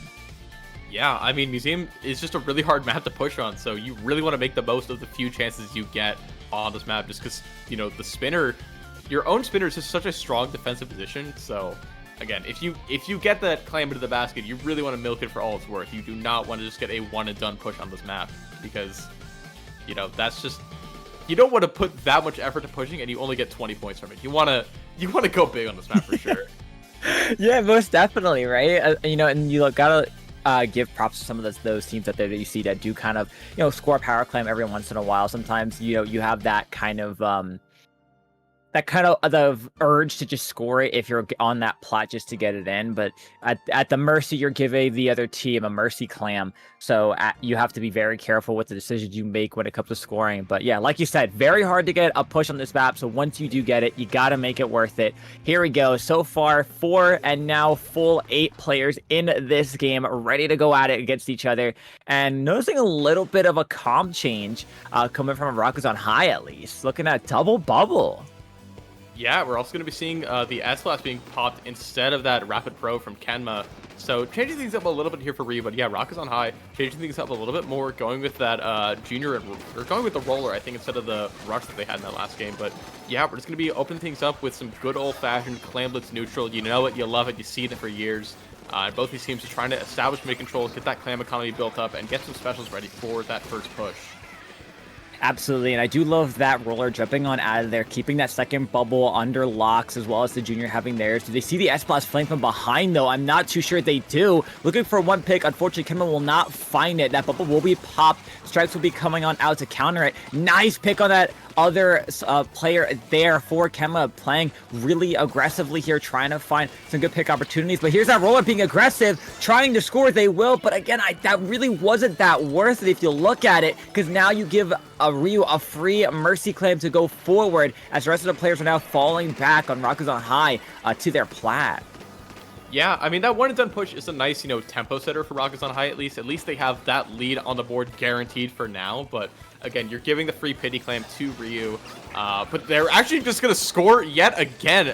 I don't think it was it might have been the Roller this time again, but no, it was the Junior, and they're still getting more points on the board. This basket area is pretty clear, and another power fan makes its way to the enemy basket, so Rakuzan High kind of disjointed in their pushes, but they're making it work regardless, and they're still getting points on the board. All right, I love this push from them, because not only were they using those rolls to get more points solved, but they're continuing to push it down all the way down to 23. A regular clam and a power clam is all it's going to take, and we are going to see right here the Junior try to go up top, see if they can sneak around, but they got poked once already. The Blaster knew they were there, finishing that off, so great play there from Ryu. But now they have to find a really strong push themselves, because Rakuzan High, with that little back-to-back scoring, taking lots of points off, like we talked about before, that you really want to aim for. You're going to see the Slosher being very aggressive. 2 players go down, make that 3. Oh no, it's just the Stamper. Slosher will go down, another power clam scored, and now with a bit of a stagger on Rakuzan High, this might be the floodgates open for Ryu if they keep this up. Oh, but Kenma's going to miss a few clams. They're going to go down a little bit prematurely there. That's going to be the end of Ryu's pressure in the enemy basket.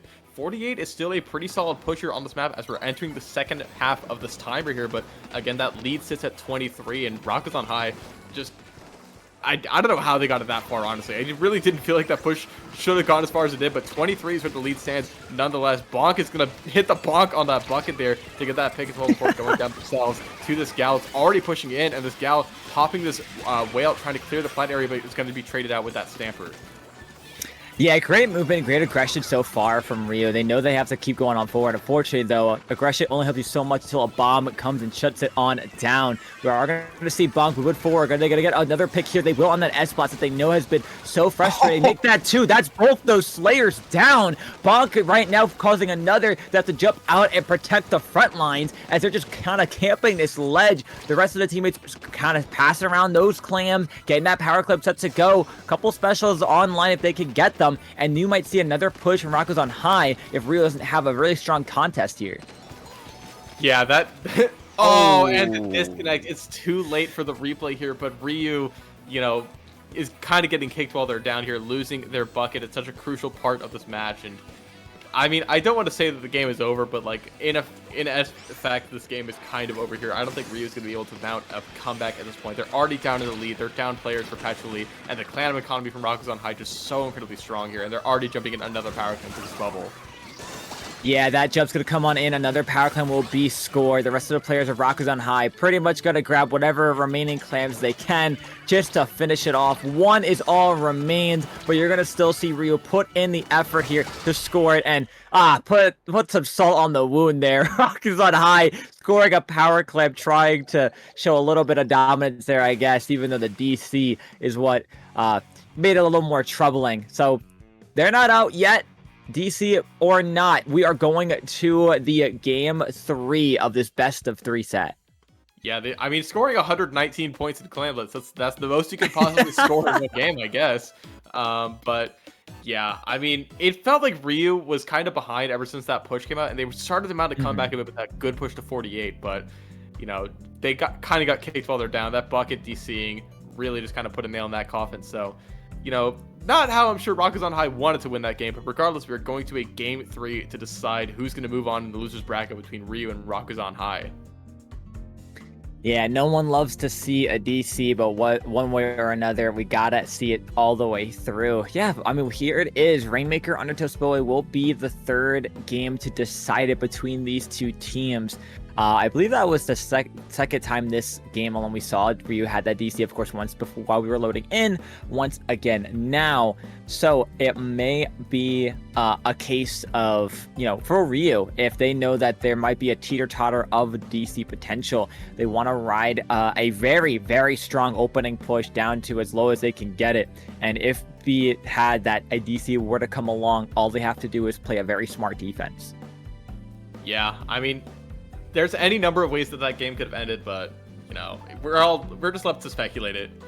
What's done is done. Rakuzan High tries to set up 1-1, and the deciding game of the set is going to happen on Rainmaker Undertow Spillway, which I'm curious how this is going to pan out because, again, the last set did not get this far, so this is new territory for both of these teams in this matchup.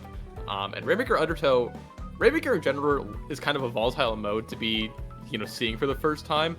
But especially on Undertow, where breaking the checkpoint is actually easier said than done compared to most Rainmaker maps. This is going to be interesting. Most definitely. It's one of those maps where it could be contested from a lot of different angles, either checkpoint, really. I mean, very rarely you will see teams push for that right side checkpoint if they are aggressing forward. It's just really if the opportunity is there, but most, if not 95% of the time, teams will push for that left checkpoint, try to score it, and maybe get a couple extra points before you have that ultimate clash there and having the opposite team push back forward. And like you said before, yeah, this is unknown territory for both of these teams, of course, especially for Ryu, losing their first game, and I believe that is 6 to 7 sets. Or sorry, 3 to 4 sets, but ultimately being like 6-7 games in a row that they were able to win before taking one loss here.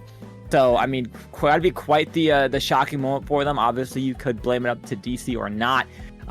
Regardless, it's where we're at, and Ryu's going to have to try to bring it out some stops here to stop Rakuzan High from being able to turn this around. Yeah, and I think notably, I think the mental game of Ryu is really going to be tested right now because, you know, it's one thing if you're riding on a high, you're winning 7 games in a row in the loser's bracket, but if that gets stopped by the DC, you kind of just have to brush it off and kind of say GG go next. You can't let that get you down too much because, you know, you're staring down the barrel of being eliminated here at 4th place, and I'm sure Ryu wants to keep on going in this bracket. Oh, absolutely. They want to keep riding things on forward. Both of these teams really wanting to put some strong momentum going forward, especially against Okane. You know, we do have Rakuzan High, who did go down to them earlier. So while they are sitting in losers finals, that's going to be a rematch that they would be very excited to go against, especially because that set went to the full best of 5 with Okane taking that final game over them. Ryu never really had the opportunity to go against them yet, so it would be unknown territory for both of these teams, especially us here on the casting side. So it would be very entertaining regardless of who we see go into that, whether it's a grudge match of a rematch or just unknown territory of who could have the better plays that's going to get them the wins of those games for those sets.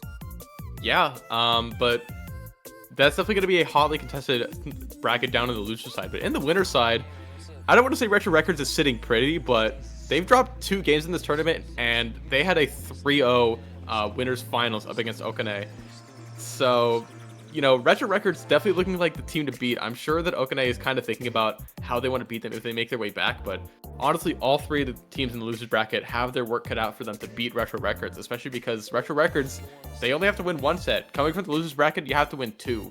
So that's definitely going to be tricky. That's right. Yeah, there's always that fear dangling over of that bracket reset. So there's a lot more pressure involved. But most times I feel when we ever see bracket resets, especially those longer ran events that take majority of the day, right? Like maybe your 2-day events or just your 1 days that are usually later in the evenings.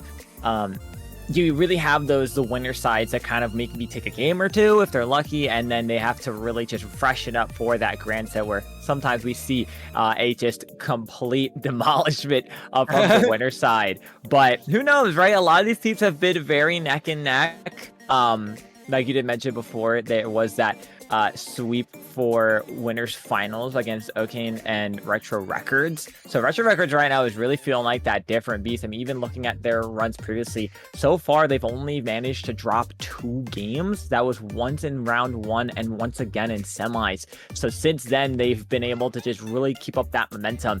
And I'm sure that, you know, maybe they might drop a game or so after having to wait so long in that grants position. But regardless, they're definitely going to be a monster waiting on that end.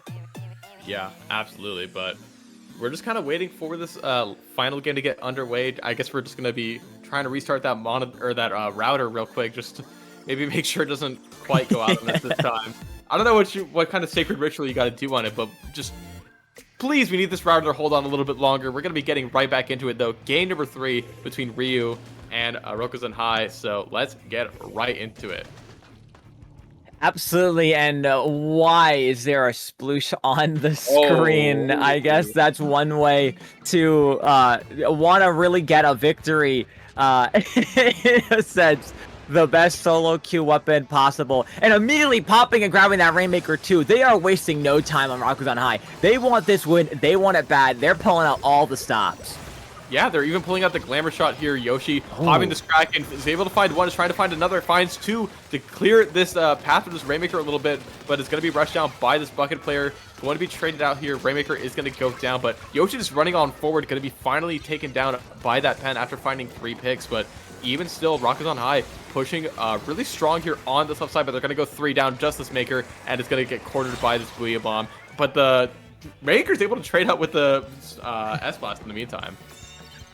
I gotta give him props to that trade. I was surely not expecting that. But yeah, I mean, talk about a burst start for Rakuzan High being cut immediately short. Ryu now is going to be on the opposite side here, getting that lead, looking to get this first checkpoint clear as they're going to just rush it forward. Will they get it? Yes, they will. Player will go down for it, as to be expected. And now it's going to be Rakuzan High taking that space back. There's that Kraken just to try to clear up some space out, shoot away any players they might need to. Trying to stay alive here from that S-Blast, of course. Again, I'm just so not used to seeing a shot have a burst bomb, but of course, there's Yoshi getting 1, getting 2, showing that they know their way around a splatter shot one way or another. And now it's going to be flipping over and looking for Rakuzan High to make another push forward.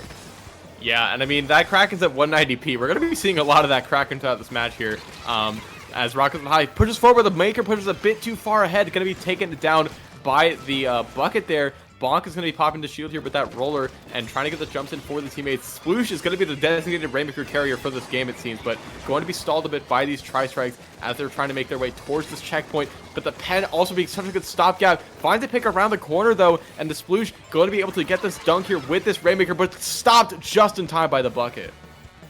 Oh, that bucket is doing some great work getting 2, but I don't think they saw the roller had jumped on in. Are they going to stay there, or are they going to jump on out in that corner? They will jump on out, which is a really, really good call there. We are going to see the Sploosh sharking the front, going to get 1. They're going to look for another. Here's that hammer being popped to be a little bit more aggressive. They're just going to throw it, hoping that hitbox is big enough to get that rain, but it is not. But Sploosh doing Sploosh things, just holding forward, finding those little corners, able to kind of go on right around and try to force for that Rainmaker pop. Not fast enough. The S-Blast AoE counters you there. Rainmaker, though, still great position for Rakuzan High. Yeah, this Kraken trying to get this pick on the Scowl is going to be going down with the help of the teammates here. Kraken just trying to patrol this area as best as possible. Yoshi chilling with the shot, but going to be taken down by the S-Blast as Maker's going to reset. So Rakuzan High has to fall back here a little bit, but they were putting on a ton of pressure in that area, even despite having very few resources at their disposal. But now this roller going to be sweeping forward, taken down by the Gal, though. And the Gal just traded out by the shot. It's just a bloodbath in the middle of this map right now. That it is. A lot of great trades, a lot of great picks going on between both of these teams going forward. And so far, if you've noticed, Ryu's only really had to get 1 push in, and they're playing a very strong defense. But how long can it last when the hammer gets 1, the hammer gets 2, a throw looking for a third will not get it, but they still lose it right before that checkpoint, as I believe that was the Slosher able to get it on in, but that will be the checkpoint. The Kraken will find 1. kind of looking around to see if they can find any more, but they will not. That checkpoint will be cleared into a 1-point game, but that push will be stopped just momentarily, as it's going to be picked up now by Ryu to try to push it out of this corner going on forward. Yeah, just so close. I mean, third time is the charm for Ryu to, or for Rakuzan High to finally break that check, but just wasn't quite enough to get this lead. Now, you know, with only a minute left on his clock, Rakuzan High really has to hustle. Ryu is, you know, I wouldn't say they're sitting pretty. There's definitely not a comfortable position for them, but they do have the lead as we're entering the final minute of this match here. But Rakuzan High has all the map control in the world right now. They have the Kraken and the Hammer at the ready, and they have the Rainmaker in control, but going to be going down from this bucket from behind. This bucket's been a power player this whole set here, Cactus. Yeah, if you gotta give MVP awards, you might have to go to this Slosher who's been putting in double time to make sure none of these players are able to get this going forward. Oh no! Talk about distracted. The Slosher pulled all the attention away, and Ryu runs the Rainmaker further up that right side that you very rarely ever see a player dare touch their squiddling toes into. And that's gonna be a push down to 26. 15 seconds remaining, and Rakuzan High is going to opt to pick up this Rainmaker, meaning that they are either going to have it reset now if they want another positioning, or this is it. This is going to have to be that push, and looks like this is what they're going to choose to do. Overtime's about to begin. Pencil goes down so far for Ryu. Rakuzan High looking to go forward. Oh, but this Maker's going so far forward, already being contested by the shooters on the other side, and we just see the S-Blast chilling here with that Booyah Bomb. The Kraken is going to be popped, trying to clear this way as best as possible. Strikes, delaying the push even more, and this overtime clock is running out. Less than 30 seconds to go. Here comes Yoshi, though, on the Sploosh, trying to push forward, but it's only the Sploosh and the Pencil. It's just the Maker, and they have to run away, and the Bucket is headhunting for them right now, and that is going to be it. Ryu avenges their winner's bracket loss and takes the set 2-1. What a fantastic play. I mean, and once again, of course, who else but the Bucket to get that last pick on the Rainmaker, securing that win for them there. Great efforts by Rakuzan High, just trying to continuously get those pushes forward, but Ryu proving that they don't need multiple, they just need a select one or two to really secure that victory, and that's exactly what they did. The stall of that game for so long, but ultimately being able to secure it in the end. Yeah, and each time Ryu was able to defend that checkpoint, just Rakuzan High kept trying over and over again, only finally broke the checkpoint on that third attempt, and like you said, that bucket was a beautiful distraction for Ryu to extend their lead even more, stall even more time, and get that set win. So Ryu phenomenally played in that set, keeping that loser's bracket run alive all the way to losers finals. That's right, losers finals it is, where they will go up against Okane and get that match that, like I said before, is that little bit of a wild card. These teams haven't gone against each other just yet. So with that being said, before we go right up to that, we will jump to a quick break right before we get to losers finals for these teams to duke it out for the first time this tournament.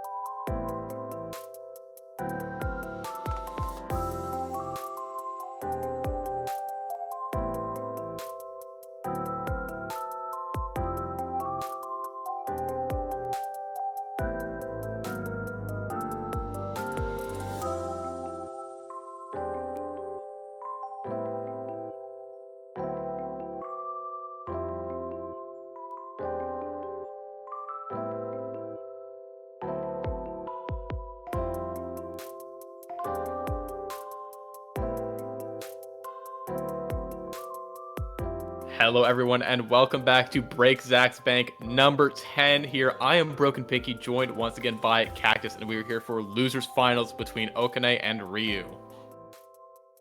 Yeah, that's right. Between these two teams, first time they'll be going against each other this tournament, and we just saw Ryu take a very nice 2-1 victory for their opportunity to have a chance here in losers finals and for a shot at Grand. So for this best of 5, it will be Canterbricks the whole way through. Okane will be doing after quite a whiles of resting, hopefully being able to find their routes to winning some victories here, as they had to wait for quite a while in this losers finals. Obviously not as long as on the grand side of waiting still is Retro Records, but I'm curious to see what we're going to see these two teams bring to the table.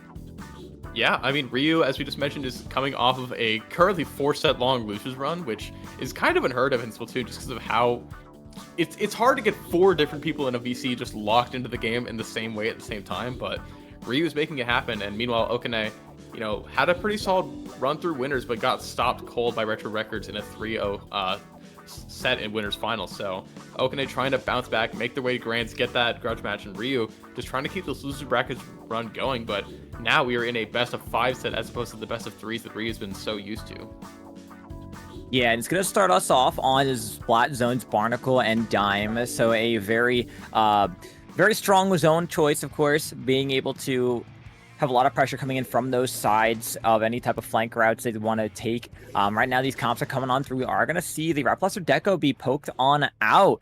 I believe that for the first time we've really seen Ryu use, as they've been using kind of that S-Blast for some more aggression, but maybe the changeup is what they're looking for. A lot of chip damage to be applied here, and of course, Okane bringing out some aggression themselves. That new mini that gets Zukas like no tomorrow. Dualies that like to put that pressure. 52 going in right away, as I was about to say their name, already getting 1 pick, looking for another. Yeah, that Rattler mini splatling, like you said, just gets a million Zukas, it feels like. It just paints so much of the floor, and it's going to help Okane get first control of the zone, but Ryu already fighting back, trying to get a cap back in their hands to chip away at that small penalty they have. But yeah, Ryu, the player to watch is definitely going to be this bucket. They were a power player last set, and they just hit some incredible shots, honestly, that I just don't think should be possible. But strikes coming out, going to be able to find the pick on the 52 gal there in that top left corner, and already Ryu ready to push ahead into the enemy spawn so early in this game. Yeah, and I love this shark right off the bat for the 52. They're going to get 1 and kind of turn back around, see if they can find another. But there it is. Yeah, dualies to be had. Do they see the one player on the side? They do. Wow, these callouts from Ryu are just insanely accurate. And right now they are listening to what is going on around at all times. You got to love the awareness that they have being brought to the table. Okane right now struggling to find opportunity to go on in. Cool, we popped out for Ryu, falling back in as the crowd's applying more of that pressure. Zuka on that right side will help find another player as well. That's going to be 3 players down for Ryu, and Okane now applies that penalty pressure and gets to start counting down some points for themselves. Yeah, I mean, Okane is finally going to get control of the zone again, but Ryu got the score all the way down to 19 points, and they're still contesting the zone quite heavily with those tri-strikes, but Okane is just going to paint over this heavy edit splatling, trying to just maintain the order on the zone and getting a little bit closer to that tactic cooler to really let Okane run wild. But 2 are going to go down here, and Okane probably going to have to back up a bit. Yeah, just the dually left alive here, and that's going to be the full-on wipe as Ryu gets back control of the zone. Yeah, back in control with that little bit of that player advantage now. Some players will be back pretty quickly from Okane, looking to see any specials they could try to build up here, try to go in with. They do get a nice trade-off with that slosher for their own 52. Zuka's being popped here by Proto, see if they can find any players, but unfortunately not. Wow, wide away up. The 52 runs right past them, trying to stay alive, but goes down as to take 3 players' attention away. Penalty points now about halfway down for Ryu, so they're looking to very soon start counting on their actual points. This blast is really poking out this heavy edit, making them, I believe that was a mini reset around, so now they're going to flip over that zone, buy themselves a little bit more time, as Ryu now still trying to add some more pressure to keep the zone back in their favor. Yeah, Ryu just able to keep the zone back in control. Okane just trying to chip away at their penalty, trying to get more points on the board, but Ryu just not letting it happen. But the edit, no, the Zuka is able to find 2, get the collateral on both of the backlines there for Ryu, but this bucket is still alive, still finding picks here, gets the pick on the dually deep in the enemy spawn here in this gal. Probably going to be patrolling the floor as well, and just this 2-pronged assault here for Ryu. with the support of the backlines, it's just so incredibly hard for Okane to deal with. Strikes are coming out to just extend their terrain of pressure even more. Finds pick on the dualies and just collapsing on 3 players, stacking on one another. It's just the Gal left alive for Okane, and they're going to have to fight all odds to get back to the zone. Ryu gets a very dominant game 1. Yeah, things got dangerous the second that Slosher got into their top left holding area. Yeah, there's only so much you can do there, and you have to make that really tough call. Do you go for them or do you ignore them? And unfortunately, they had the resources available for Rio to just make it a monstrosity to be up there, forcing all those players from Okane into that quarter by that cool, like you mentioned, just getting stacked on each other and all going down. So really great game played for Ryu, taking this first game win of this loser's final set. Yeah, and I mean, we just kind of saw more of just the strength of this team, just having that dual-pronged assault of the Gal and the Bucket, just very self-sufficient, but works so incredibly well with the chip damage from afar, courtesy of the Rapid and the Pencil, and just you combine that with the darts and the whales and some coolers to keep them safe, and it's just really hard to stop once the snowball starts rolling. Absolutely. Once they have that kind of control and they're able to just keep pushing forward, and they still have specials left or close to be built up in order for them to really have a hold, a grasp on majority of that map, it's really hard to have that comeback. And unfortunately for Okane, didn't have the opportunity. Didn't really have the specials going forward besides that cooler to really try to open things up. But by that time, it's too late. So right now, we are waiting for that counter pick to come out from Okane, see what they want to challenge Ryu in, to see if they are able to get a little bit more of that upper hand and hopefully tie that score. Yeah, I mean, we're now back to the counter picks. There's no more preset map list, so we're going to see a lot more of a personalized set here as Okane really gets to try and, identify what is going to be the strength for our comp specifically. Their comp had a lot of paint going around with both the Edit and the Mini Rattler, so I could see another zones map maybe on one that, can let that Zuka shine a little bit more, but I guess we're just going to have to wait and see as Okane is going to be deliberating their counter pick. Most definitely, and you got to think what kind of mode, if it's not zones, that they're going to want to counter to, especially with the comp that we just saw Ryu bring out. I mean, obviously we do know they can flex over to the S blast if it's needed. They did bring out a longer range blaster, and it looks like they're actually going to challenge them to tower control on Inkblot Art Academy. That's interesting. I mean, maybe Okane has some more blasters or buckets in their repertoire, but I would kind of think this is a map that benefits Ryu really heavily. Gal can sort of live forever in the bats area with that wall. Bucket can hit some crazy angles, and of course you have that Rapid Pro, which can just hit so many good AoE shots from far away. So I'm curious to see what Okane's plan is for this map here. I agree. It's very interesting to pick a map, a map that's really in favor for the comp that Ryu has to offer. So it must be a similar feel that they might have something that's, this kind of feels like the middle ground where both teams, it's not really a huge benefit to either, but ultimately who can just play it better because of how long this map has just been around, not only for Splatoon 3, but just in the scene in general, throwing it back all the way to S2. So it's really a case of who's able to kind of play this map mode a lot better, who's able to get a lot more of those consistent picks and pushes going forward. Yeah, that reminds me of the Splatoon 2. I think it's going to be turning 8 years old pretty soon, so man, that doesn't feel real. Oh, that's so old. That's a weird one. I did have to miss out on Splatoon 2 for most of the game, but I did play a lot of Splatoon 1. But it just feels so weird to see that. But yeah, that just goes to show this is a tried, true, and tested map mode. I feel like everyone who plays Splatoon competitively knows the normal flow of battle on Inkblot. I guess notably as far as tower maps go, Inkblot is one of the ones where breaking that second checkpoint is probably the least big of a deal, because I feel like most tower maps, that second checkpoint is really where games are won and lost, but on Inkblot, not as much. It's pretty easy to contest if you're attacking and defending, but regardless, let's just get right into it here. Let's see that plan. We're seeing Tri Nuvo come out, as well as Tri Nuvo Junior and Rapid Pro coming out. That is not at all the comp I was expecting from Okane. I mean, that is a complete switch up almost, it feels like. Of course, Ryu is going to return with that S-Blast. I kind of figured that's what they were going to switch over to. And it really allows for all three of those players to have that synergy to push on forward and be the most aggressive possible. I mean, right away, they are all on that plat, but by the time that tower could get even close to that first checkpoint, and there you saw the bucket try to push that pencil, but the pencil, it has that aim under lock, so they are going to secure that. First checkpoint will fall with flying colors, and checkpoint 2 might be the same, as this Booyah Bomb is just held here to apply this pressure as more players go down. Oh. That's a wipeout. Ryu right now sweeping through like it's nothing. It's looking ugly right now, Cactus. Ryu just marching forward, already at that third checkpoint, forced to delay just a little bit as this try going to be contesting this gal here in the bats, but the tower is going to be getting past that third checkpoint. It's just going to be the Tri Nuvo as the last one alive, and that's going to be the delayed wipeout for Ryu to get an extremely dominant Game 2 win. That felt like a completely different game than what we saw Game 1. The back and forth was not existent. Ryu putting down the hammer of aggression this game with that comp and just holding on forward, no fear in their eyes. I mean, that was 2 to 3 wipeouts we saw this game alone. Okane had really no footing whatsoever. This comp change might have been just a little too much, you have to think. As they really had no way of getting in even close to touching that tower.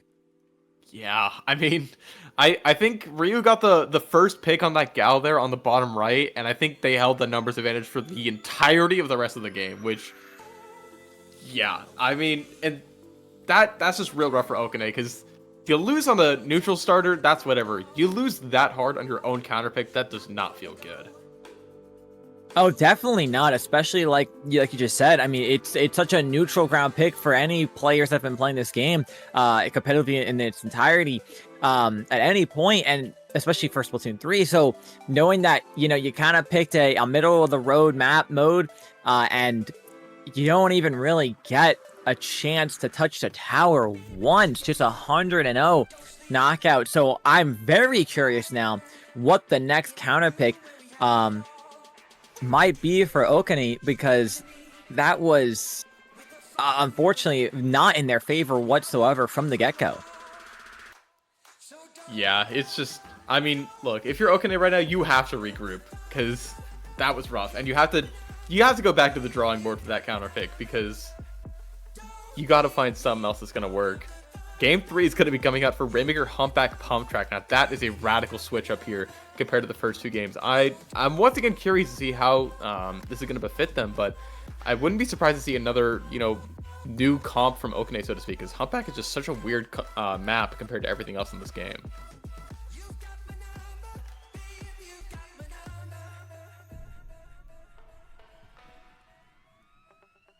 But yeah, I mean, Rainmaker Humpback, I talked a bit about how, games can be centralized by that checkpoint.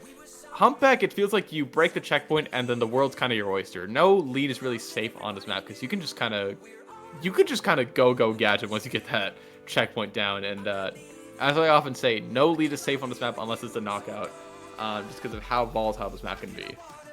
Yeah, I agree absolutely. I mean, considering what we've seen from Ryu, this is kind of, again, feels like a map mode that favors him, especially that kind of hold forward aggression they have. So I wonder if Okane is just kind of thinking the same. Do they counter with that? Do they counter with the playstyle change? Is it something that they're looking to, try to counteract maybe with just playstyle? Maybe they just go back to their original comp. I mean, it's very interesting to see. Obviously, it's something that I feel a lot of players are familiar with regardless. So another kind of understandable moment, and it kind of gives the opportunity if, let's say, Ryu does push very aggressively, Okane has a chance to kind of push on back and have a slight opportunity to still win it, maybe an overtime push if it were to get there. But regardless, yeah, it's going to be very interesting to see what they pull out to the table. Okay, so a much more short-range comp. We're seeing the Mini Rattler come back. We're seeing the Glamour Shot come out to just go headhunting with that Kraken, and we're also seeing Vortex going onto that Splash. So another pretty different comp here from Okane, but Ryu is sticking, kind of sticking to their guns. Again, just have the Pen 52 bucket and then have Kenma on the S-Blast this time instead of the Rapid Bro.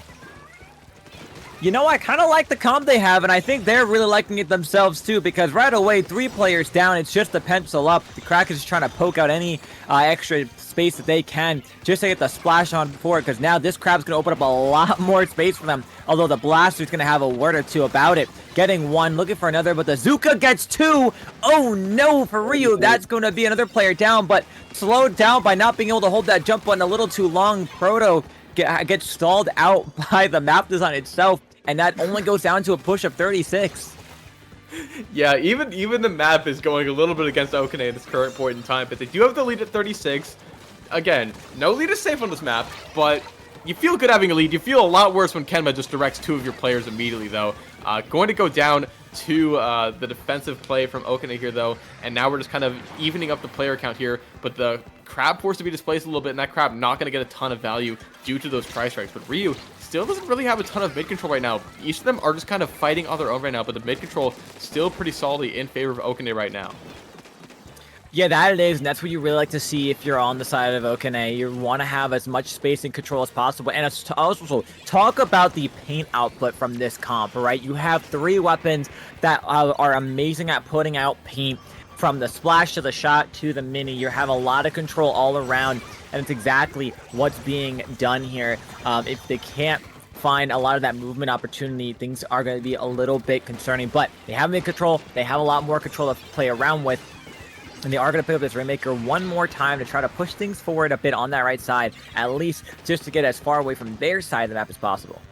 Yeah, and I like this play to just sort of slow down the push from Ryu as best as possible, because, you know, now Ryu just has to move essentially the whole map's away, and the Maker's in an awkward spot. They are able to get it out of there, no problem here. This pen is going to be the main Maker carrier, which makes sense, and it's going to be going around the safer right side to get right next to that checkpoint here. But a few players are going down here from Ryu. Are they going to get the break? They are going to get the checkpoint break, just barely. No follow-up here from the players of Ryu, but at least checkpoints are down, so they can get a big push later on in the game. Yeah, and you gotta be feeling pretty good about that if you're Ryu, because that's kind of like the first thing you want to try to clear, right? You want to at least have that checkpoint under wraps, just like that Booyah Bomb securing that mini and stealing away that last Zuka shot from them. But you want to have that control if you're Ryu. You have that checkpoint. All you gotta do now is hope for a one push end it all opportunity. And unfortunately, that's definitely not right now, as 2 specials immediately popped by Okane, being that the Kraken and the Crab to scare the rest of the players out of position and hopefully try to open up some space to take back mid. Yeah, I mean, right now, mid is just a flurry of all kinds of colors. The Fizzy on the wall is going to be enough to get the pick on that 52 gal, though. Ryu now playing at a numbers disadvantage yet again. The paint, again, that Okane is putting out is just so incredibly hard to move against right now. Okane just has entire control of mid right now. They have the cooler at the ready as well. Bucket going to be trading in the middle of this map, but the player advantage now back in favor of Ryu. 3 go down is just going to be the mini popping the Zuka, but finds the pick on the Maker with said Zuka from the enemy trench. What a great pick right now. Ryu's putting in a lot of work here to try to push on this forward. They do see this player from the side trying to apply some extra pressure there. They are going to scare them out, force a jump. Again, a lot of specials being popped here to try to go on forward. And that they will. The Booyah Bomb's going to open up some space. Will that be enough for the lead? Yes, it will be. And then a little bit more for some change. Ryu pushes it down to 22. Again, on the humpback is not extremely winnable. But with a minute left, if you're holding a strong enough defense, it just might be.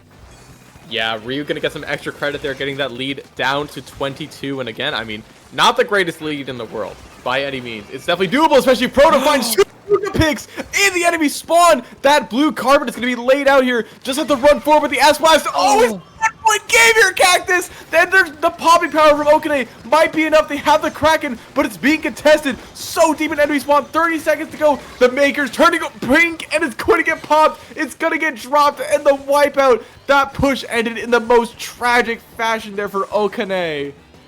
Oh, the 1 point is going to feel so sour if they're unable to hit this back, and Ryu is making sure they feel every ounce of it. Holding in this corner, launching shots left and right. Okane is now making a drastic effort to try to get forward for that, but it is not going to be enough. Ryu with a 1-point save. 3-0 for the losers finals, punching on their ticket forward to grand finals. We talked about it. They got a little bit of extra credit. They got just enough extra credit. 22. Who would have thought that that would have been just the mark? Oh my goodness. Okane was so close in that game 3. Game 1 and 2, Ryu really played their own game so incredibly well, but the push just barely stopped Kenma on that S-Blast. Was just barely able to stay alive, and the popping power of all of Ryu was somehow enough to overpower Okane, find 2 picks with the Brainmaker pop. Maker was able to run away. Man. You gotta feel like the world is on your shoulders when you're that blaster player, because it's a 1v4 situation. Your teammates all went down to Azuka, and you are able to just get that last kind of direct needed to get that accomplishment. So Ryu putting in the work, securing that spot. Unbelievable finish. And they complete the losers bracket run. They only drop 1 game, and that 1 game was caused in some parts by a disconnect. So, man, just utter domination of the losers bracket. Ryu rightfully earns their place in Grants as the first seed, and waiting for them is Retro Records, who's been sitting pretty for the last almost an hour at this point. And the wait is going to finally be over for them, but we'll be right back with a short break. Before we get there, want to get all these players in, make sure that they are set to go. But before, of course, we do get tossed to that break, we have one special trailer we'd love to show you all. As speaking of Worlds.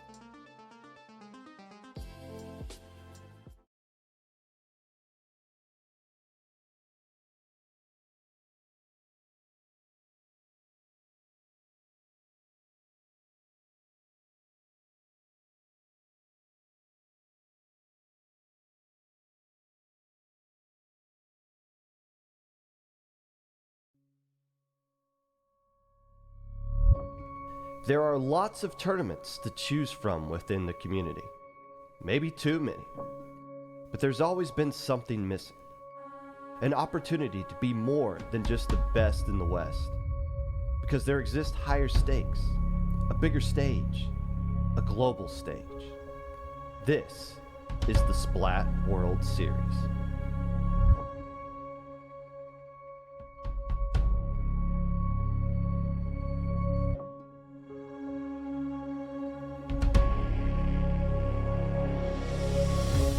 IPL has collaborated with Area Cup to provide 8 of the top teams from Japan to face off against 8 teams from the West in a one-day 16-team double elimination tourney with multiple streams in both English and Japanese to claim the greatest prize of all, the title of being the best on planet Earth.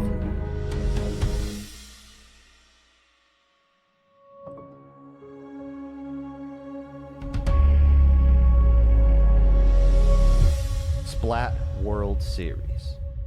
Qualifying information coming soon.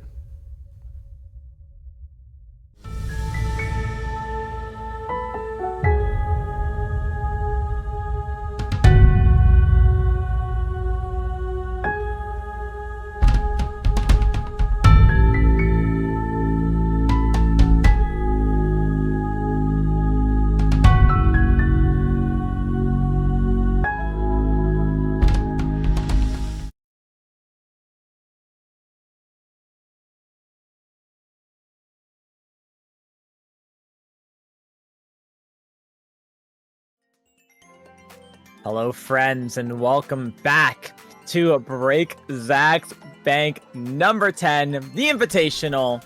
We are here, Grand Finals, Retro Records versus Ryu. My name is Cactus, joined by Broken Pinky. Pinky, how are you feeling after that last set we just witnessed? I'm still kind of like trying to wrap my head around that last set. I'm still kind of like on a high from it because that ending was just ridiculous. And then in order to relax, I watched the Splat World Series trailer that we just had up there, which, man, that is crazy. I'm so excited that we have a global circuit. And again, Super Jump is just a week away, and that's going to be the first qualifier here for the Western scene, which is going to be nuts. Oh yeah, nuts indeed. It's going to be such an exciting and exhilarating event. First time in such a long time that we've been able to see the West go against the JP region, and now we're going to have an event dedicated purely to that.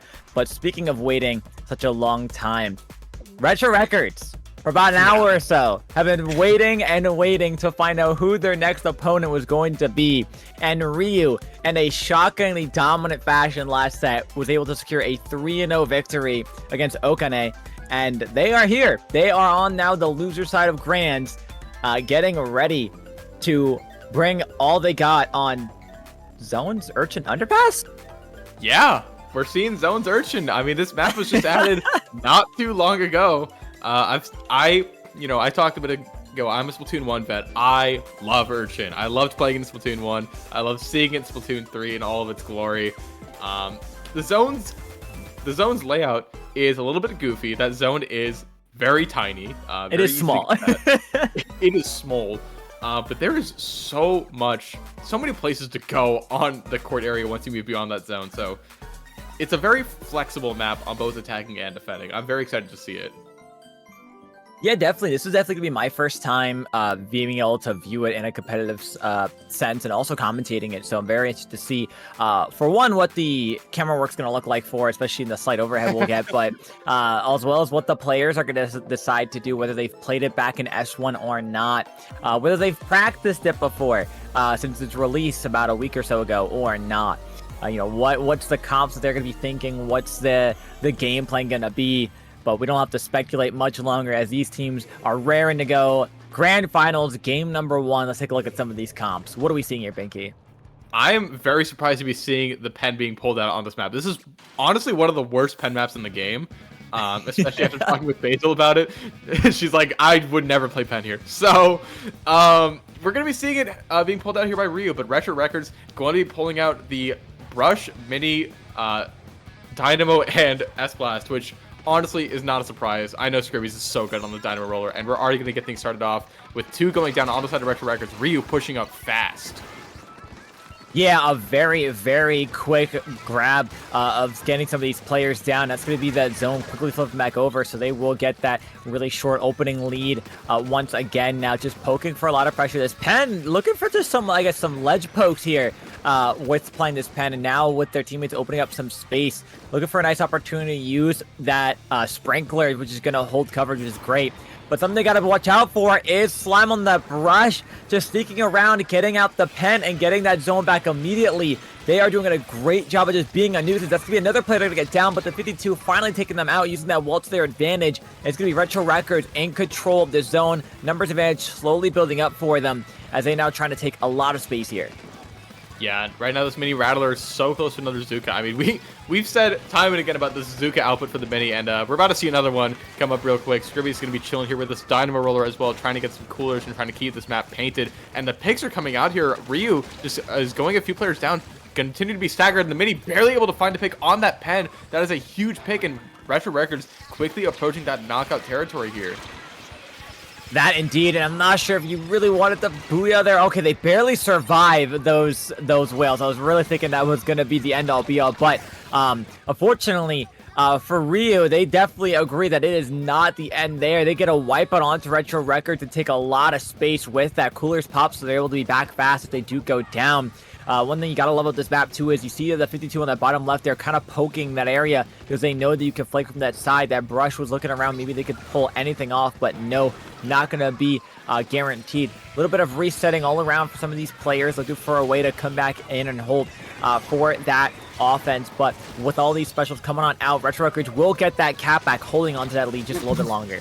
I don't know if that's where the Dynamo player wanted to jump, but that is where they jumped, and they got taken down pretty quickly for that. And this Bucket player getting more picks out. Two are down on the side of Retro Records. Bucket trying to take control of this closed area. Kenema trying to hold off the plat area, or the court with his burst bombs.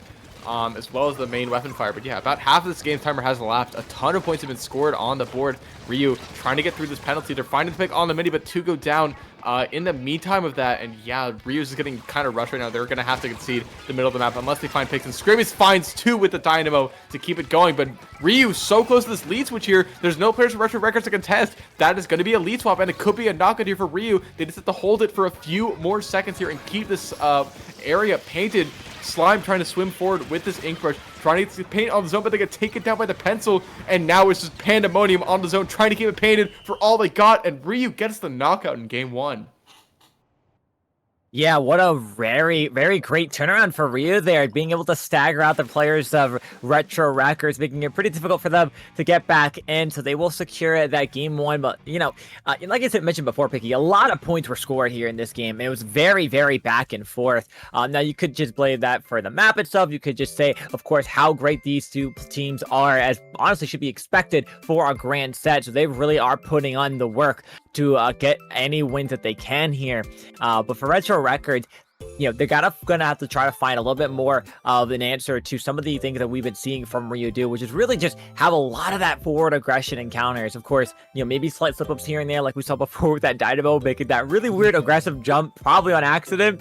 But regardless, still a very great game played by both teams. Yeah, I just love seeing Scribby's weapons, which is V Dynamo, G Dynamo, and S Dynamo.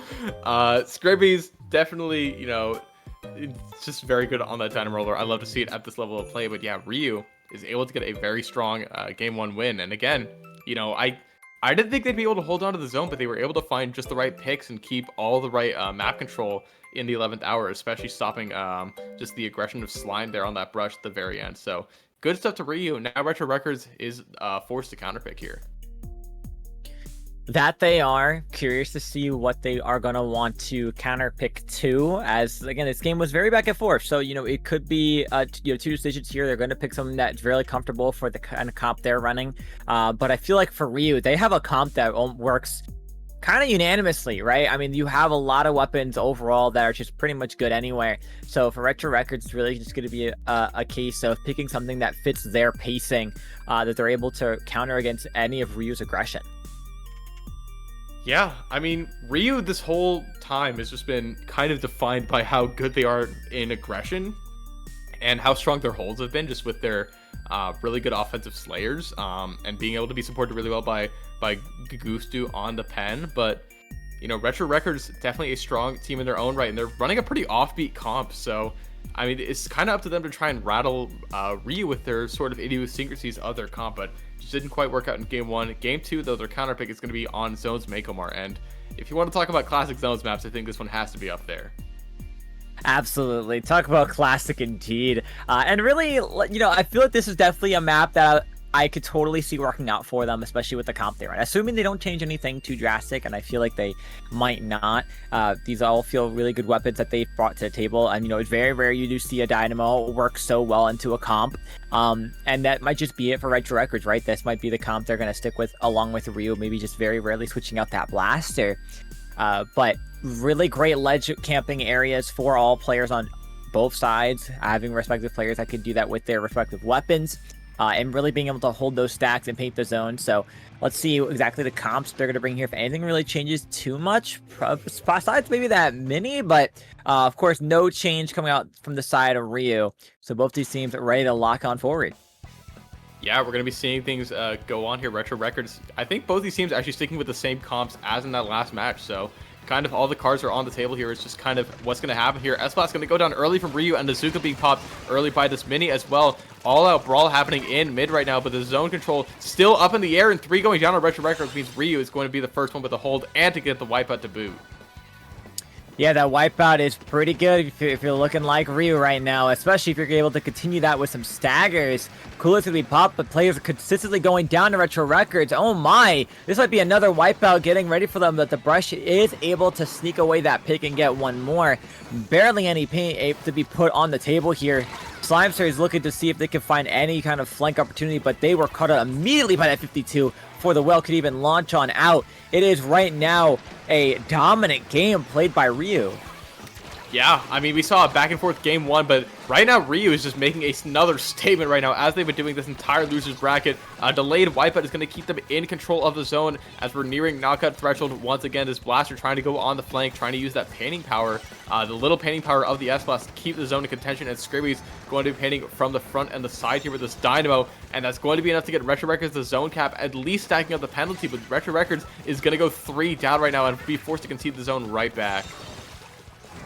Yep, right away, you know, great to apply that penalty points. They kind of stay in the game a little bit longer, but it's ultimately, can they get a little bit more of a holding that's outside of their spawn, right? So we see a lot of these specials they pop by Ryu to hold them all back, and just look how much purple is contesting the spawn of Retro Records. I mean, they don't really have much space to move around. Now they're getting all clumped up. Weeabomb will be popped. The 52 is trying to get one. They will succeed in getting that new mini, but now the S-Bots will go down there. They saw a player they could poke around, using that right-hand peek for the 52, getting down the Dynamo. Oh no, players going down left and right for Retro Records. This is not looking good. Ryu with only a few more points to go to look to try to end it, but a lot more paint being put out from Retro Records secures and stalls the inevitable one more time.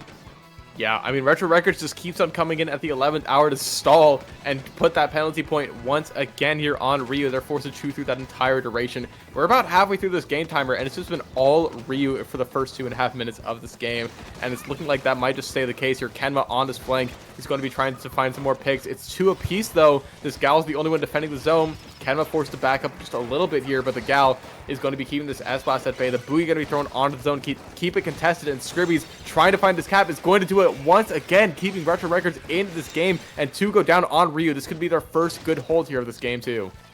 I was going to say, the only thing that needs to be different here is the picks they get, and right now, that's exactly what they got. They got the numbers advantage, using Azuka to try to find a pick with it. It'd be really big if they did, but unfortunately not. A couple beacons going to be placed down, so if anyone goes down, they can jump back quickly, and the penalty points are finally over. Now, a lot of players kind of rushing on this mid. The Slosher looking for a pick, gets traded on out. Weeabong going to contest it and be just enough paint on the ground to cap that zone for Ryu, applying those penalty points. Retro Records takes that cap back, but ultimately might have to fall back in as they lose another player and have to be careful here. They don't go down again, but down goes the Dynamo. Cooler pop for Ryu. Ryu looking to see if they can get a little bit more aggressive here.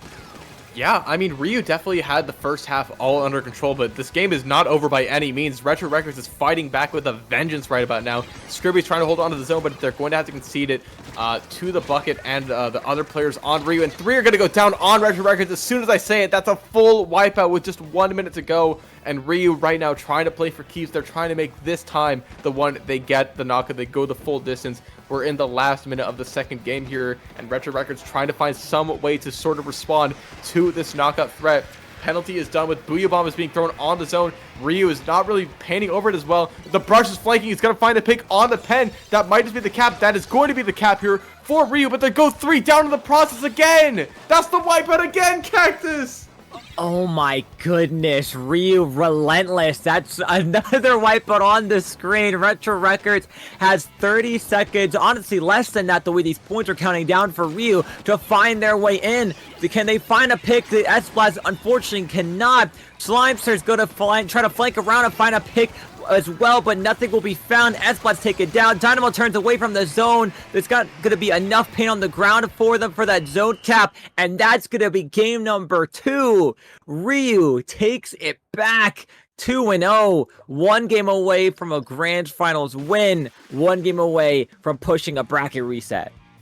Yeah, Ryu is so incredibly close to this bracket reset. They're so close to taking this tournament. It feels like they can taste it. You know, they still have another set to go, but the way they've been playing, they'll be there in no time. And Retro Records, again, after sitting pretty in grands, they only dropped 2 games in the bracket leading up to this point, and they've already lost 2 more to Ryu, who's just been an unstoppable beast from this loser's bracket, winning 5 sets in a row and trying to make it 7 to win this tournament. Yeah, that they do. Wow. I mean, talk about a lot of pressure that they were being able to apply on all aspects of the game right now. They have such a really golden comp that works for them. Their Retro Records here and there is able to find, you know, the cracks to peek on through when they're able to get that player advantage. But it's all about the holding once you have that advantage that Retro Records so far hasn't been able to really find and get advantage of. So, counter pick once again in their favor. That was a little bit better of a game that they were able to have for them. Again, very back and forth. Question is, that was our second zones game we went to. Does Retro Records make the decision to go back for a third? Or are they going to switch it up and go to a different mode that will be a little bit more comforting? I think we got to stop taking Ryu to zones. I'm going to be real. They keep winning on zones. They won 2 games versus Okane on zones. I think they also won the zones game against Rakuzan High. So, yeah. I think we just got to stop taking Ryu to zones. They keep winning there. We gotta get a little experimental. Let's throw some clan lists in the mix or something. I don't know. Yeah, why not, right? Something that like nobody ever picks. I mean, you do have the options for Tower and Rainmaker, but we've seen how Ryu's been able to perform on those as well, and it's been very, very dominant. So you gotta think about what really works for your comp that you can be so counterintuitive with against Ryu, who's really just got kind of the whole thing figured out for them. They're looking at being able not only to make a good comeback if they're on the defensive end, but they have really, really good holds. They have those specials built up in preparation for, and that's something that's very different with them than that I feel that we've seen consistently, is that they have the specials to keep going after they get the objective area that they're looking for. Yeah, I mean, Ryu is just, the continuation is just so incredibly strong, because I feel like a lot of times you have someone just kind of dip out to pop a special, especially the bucket with the strikes, but then the gal swims right back forward and keeps applying the pressure, and then you have the S-Blast coming in from the off angle, throwing on the burst bombs and throwing the booyahs, and just it doesn't stop with Ryu. You feel like you're through the worst of it, and then 2 more people swim through and they kill you immediately. So it's just, no one so far has been able to find the answer to it other than Rakuzan High, who is only able to do it in that winner's bracket set. So I don't know. Ryu is posing a lot of questions that do not have easy answers. Most definitely, Ryu does not want to make it easy for them. So they're going to look for any opportunity to maybe try to throw a couple jabs on the side of Retro Records to bring it back. And they are taking just a little bit to get that counter pick going. It's understandably so, as they got to try to find what works best for their comp. Really, like I said before, Ryu's got a really great forward aggressive comp, and things are a little slow on Retro Records side with that Dynamo, just with the way the rest of the players have been playing. So, it's a very tricky spot to be in for Retro Records. Yeah, especially when you're, running an offbeat comp, it can, a lot of times it feels like you're fighting the hopeless battle against the simple and strong, because Ryu is just using simple, strong top tiers and just really strong fighting weapons that have been proven time and again, and it feels like Retro Records is trying to be the ones to break the mold, and they've been successful so far, but a simple strength is usually going to be the strongest, and that's what Ryu has been showing so far in these first 2 games.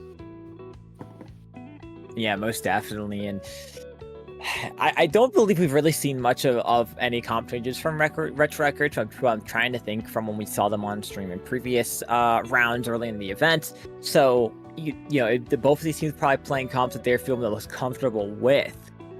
It's trying to think about the kind of specials also that are brought to the table from Retro Records. It's a little different than what we see on the side of Ryu, where you still have like a pencil that has that max range poking ability.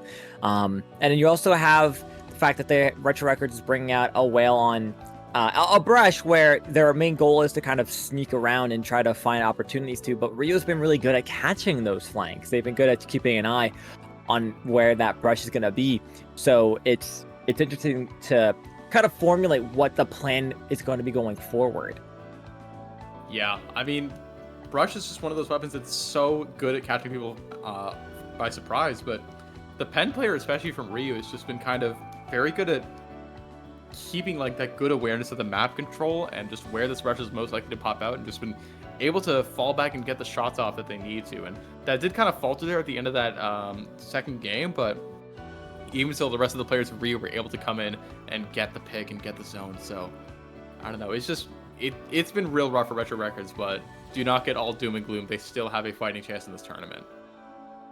Absolutely. I mean, they're on the winner side of grand finals for a reason, right? They've earned that spot. And yeah, I mentioned before when talking about Grand Tel, usually it's always the winner side team that has to kind of get that beating first in the grand set into that bracket reset, and then things usually turn around. So this could just be that opportunity, that chance for Retro Records to kind of take everything that's kind of coming at them and really process and formulate what they need to change up for the next step forward, because not only you have the opportunity for 5 games in your first set, but if it gets to a bracket reset, you have an additional 5 more to go forward. Now, of course, Ryu leading 2-0.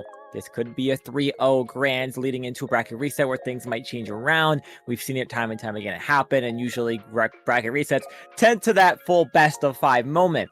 But in case things don't lead to that, for Retro Records and Retro Record fans, you're hoping that they find that solution right after this last game, if anything, and start turning around their luck. Yeah, I mean, you don't want to go down 0-3 in the first set. You want to at least have a fighting chance in that first set, and then you can really use that to be like, okay, at least we got one, and then the second set, you can start to go forward from there. But Ryu definitely trying to do all they can to shut out the momentum as best as possible, and I mean, we've seen them being taken to the brink. We saw them in that set versus Okane. That Rainmaker Humpback game was separated by 1 point. So they're definitely, not a perfect team by any means. But even still, Ryu's just been looking so hard to stop so far. That's also actually, now that you mentioned it, that is also something to consider, right? Looking at some of the other games that were lost by Ryu, besides, of course, the disconnect on Clam's Museum, that was still also a very close game when you look at it before that disconnect. You had both teams had a really strong push, and unfortunately, it was just, Ryu that had that DC that put that nail in the coffin for him for that one game. But before that, there was already that lead that was lost from that monstrous push that was had in the opening. And then, like you said, with the Rainmaker Humpback, it was a 1 point game difference that really was the deciding factor. So it's not like they, like you said, are the perfect team that had that perfect comp that are going to be without failures. For Retro Records, it's really about taking advantage of those, right? So maybe you do have a counter pick that's going to be similar to those map modes combinations that Ryu might have struggled on before. Yeah, I mean, we just gotta stop taking them to zones. we gotta Ultimately, yeah, just don't take them to zones anymore. We got 4 modes to play with, and Ryu's been very dominant on one of them. And maybe don't take him to tower, because that was an ugly game in the losers finals as well. But Rainmaker and Clams might be the route to take it on. Clams especially, I feel like I see brush, I see clamlets, and my neurons start activating. I'm like, oh yes, that's what this weapon does. It runs forward and scores the power clam. So maybe that's something that Retro Records is looking towards. I don't really know. Yeah, right. It's something to just kind of keep the surprise factor.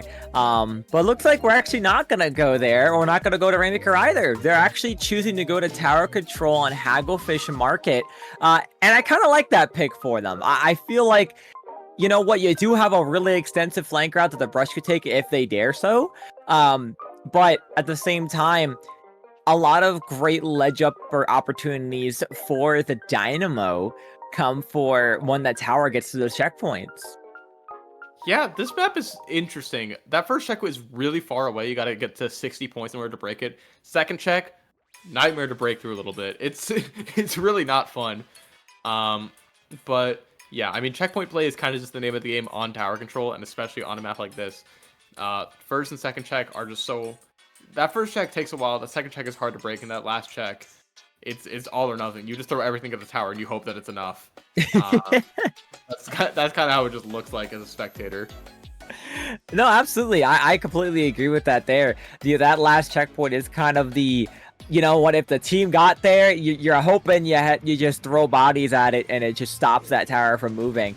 But enough of that. Wait, we're finally here for this match. The only change coming out from Kenma switching over that Rapid Blaster Deco for that long range poking pressure, considering they have the 52 and a slosher that's been really aggressive. I think that's honestly a great pick again for something like this. And so far, it's proven very well. Immediately one goes down. Make that 2 for Retro Records. Ryu wasting no time to push on forward and try to get this to this first checkpoint. I think I also saw opening Gambit on the Rapid Blaster Pro Deca, which I don't think I've seen before, but it makes sense. It gets the chip damage, it gets the assists, and again, you have two, let's just say lunatics that are running it at Mach 5, just trying to get all the picks possible. So I can see it. I can see the vision, and that vision is going to carry Ryu to breaking that first checkpoint really fast. Yeah, absolutely. I couldn't agree with you more there. Of course, you have the 52 assault. Of course, it has opening gambit there, which is not surprised. Their whole gimmick is just hold forward on that. And that's going to be a wipeout for Retro Records. I think that's the first time we've seen this set Ryu finally get what they've been dishing out, and that's the wipeouts. So now it's going to be Retro Records looking to push for this first checkpoint. They do catch these flanks coming from behind. They do get both of them. Now they just got to try to push on for this tower, but the blaster up from Kenma making it really impossible to do so. Yeah, these long range. Was that a Oh, the dark line kill? marker kill. That was a that's dark kill. evil. Yeah, live on stream as well. I mean, that's the thing about these longer range blasters compared to something like the S-Blast, which really has no AoE. So good at contesting the tower from a safe area like that hut position, and Kenma able to do that to defend this checkpoint. Keep Ryu just in the lead for a little bit longer. And right now we're just back to a bit of neutral play. Map is pretty evenly painted, but Retro Records starting to go for this flank here on this left side. Slime going to be able to find a pick on this gal and really start to get this pincer attack going with the rest of Retro Records. Yep, and we're going to see somehow that player dodge out that pick by just jumping on out of there. The Rapid Blaster from Kemba does go down, which they do play very aggressively, by the way, for than most others. So we're going to see a lot of pressure being applied here. They do know a player was flanking around, and right now they're fighting the mini. The mini goes down as well. This 52 is being relentless, and thankfully they catch him out. They might as well be playing a sploosh. Like, the amount of times they're just able to rush on forward and just get those picks and sneak on away. I mean, truly incredible plays.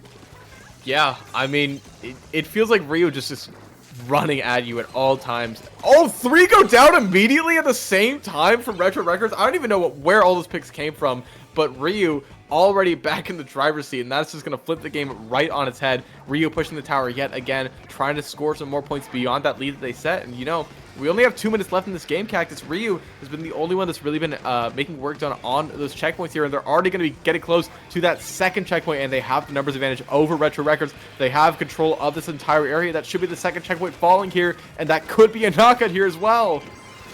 Yeah, this is that territory that Ryu is looking to set, and that President, right? They have a lot of control here. Just got to get all these players down from this tower, and that's going to be close to the delayed wipeout. The Blaster's still holding on as Kenma. They are going to jump out, barely sneaking on with a couple scratches to go. Down to 8, no checkpoints left to clear. I mean, Ryu has been put out all the stops with a minute and a half left. Retro Records has every checkpoint they have to break through, as well as pushing all the way across the map, especially with how much space that Ryu is holding. Yeah, but once again, Ryu's 3 down. This is going to be the delayed wipe on them. Retro Records trying to get this tower back moving in their favorites on their side of the pushing map here, and they're going to be getting some work done on this first checkpoint very soon. But here comes Gugu on this pen, trying to hold this area, but the Zuka is able to keep them out for long enough to keep the first checkpoint, or to get the first checkpoint broken here for Retro Records. And now this is the start of their counterattack, but they're not pushed up beyond the tower as much as they should be, and that's just because it's so hard to break through Ryu right now. Yeah, they have a really strong defense. That's pretty much like that brick wall. But they were able to get that checkpoint at least, so that's really good. They have a little bit of wiggle room to work with. Flanks coming out, though, from that Slosher. Are they able to win that fight? No, they're not. Slosher stays alive, but a jump in will get them out as well. 2 down now. That Brush is putting in that work. Getting 3. It's just the 52 left alive. It's a 2v1 scenario, but no one's on that tower. They have to jump on down. They do get that 52, so slight delay wipe up, but those players of Ryu are back as Retro Records trying to camp this ledge here. Down goes the S-Blast. 20 seconds to go. Zuka gets canceled on out. Dynamo just trying to hold on as much as they can, but they get picked off too. It's just Slimeser, and they get picked off, finishing off for that full wipeout. And now they have to try to sneak on forward, or Ryu will take this game. Yeah, it's just this S-Blast trying to get back onto the tower, trying to get some picks, trying to get something. We do see some tower control here for Retro Records in the 11th hour, but it's just going to be the Brush, and that's not going to be enough to stop the 3-0 sweep from Ryu in set 1.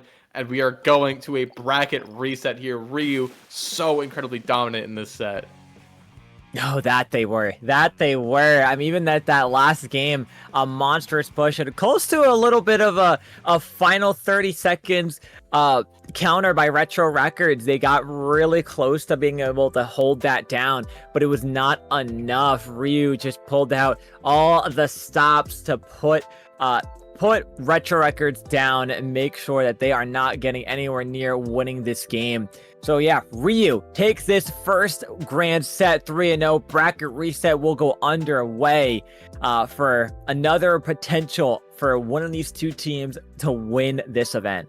And truly break Zach's bank because, man. Oh yeah. And that is 6 sets in a row for Ryu in this losers bracket. Insane work. This is, I mean, I feel like this is something you kind of see a little more often in like SEC than I would expect, but mid-level tournaments, I feel like a lot of good losers runs, and this is definitely no exception here. Ryu really making some work done, and now this last set is for all the marbles. Yeah, that's very true. It's very rare we see mid-level events that are able to kind of have this much back and forth, this much drawn pressure to each other, and the pressure is only going to keep on building, especially as we get into these last few games remaining. First map mode that we are going to be sent to will be Splat Zones on Umami Ruins. Well, again, this is a split zone map, so even if this pushes to an overtime, all of one of these teams has to do is just stall one zone out for that to end. So it's going to be a very tedious endgame if it were to get that far. Yeah, I mean, I'm curious to see how this is going to turn out because Ryu's been very dominant on every zones game we've seen in the last 3 of their stream sets, back to back to back.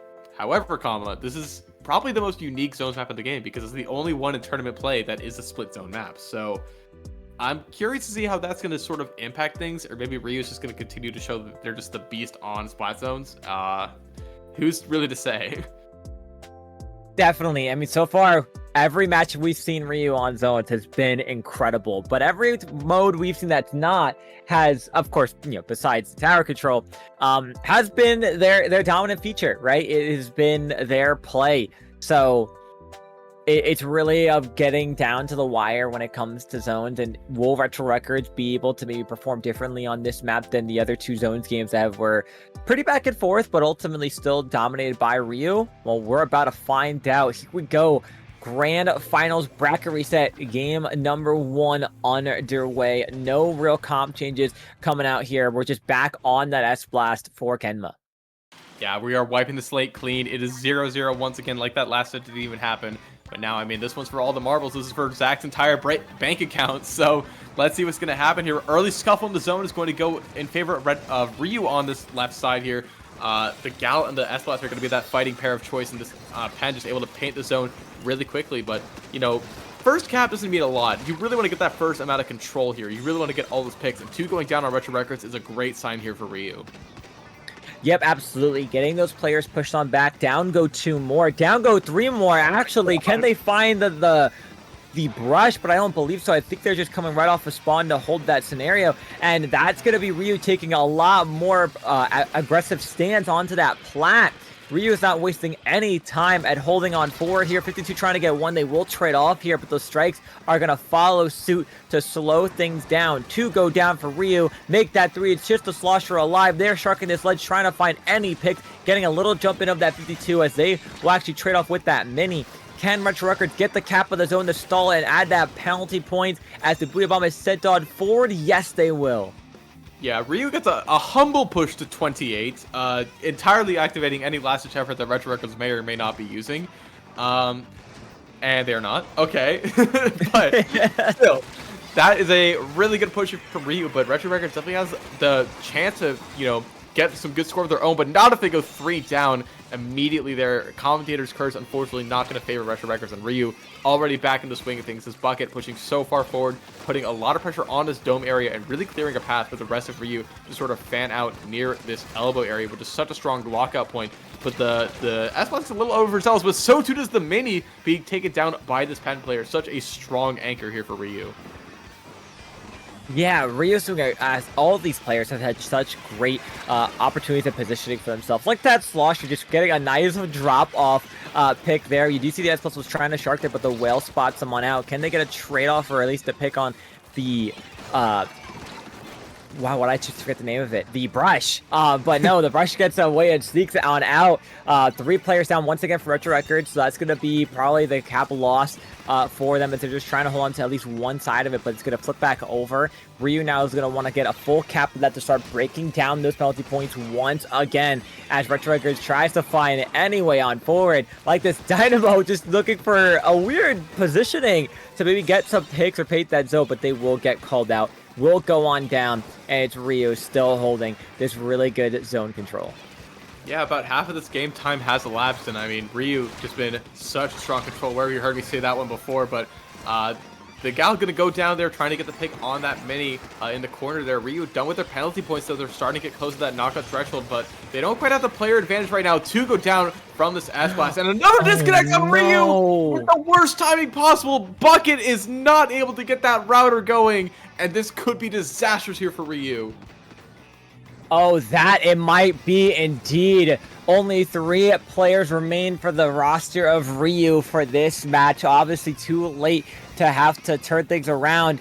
Retro Records got control of the zone, right? They have control. They have no more penalty points to look through, and now they're just putting a lot of pressure all over the players of Ryu, and it's crazy looking at this. Like, Ryu looks so lost. They don't have that momentum, that synergy anymore now that one of their players goes down, and they are slowly getting picked off one by one, having to try to stay alive, but it's not going to be enough. That's going to be the lead swap for Retro Records. Even though the number advantage is now still tied up, the aggression doesn't stop. Retro Records now, an unfortunate turn of events for Ryu, wins game 1 of the bracket reset due to a DC.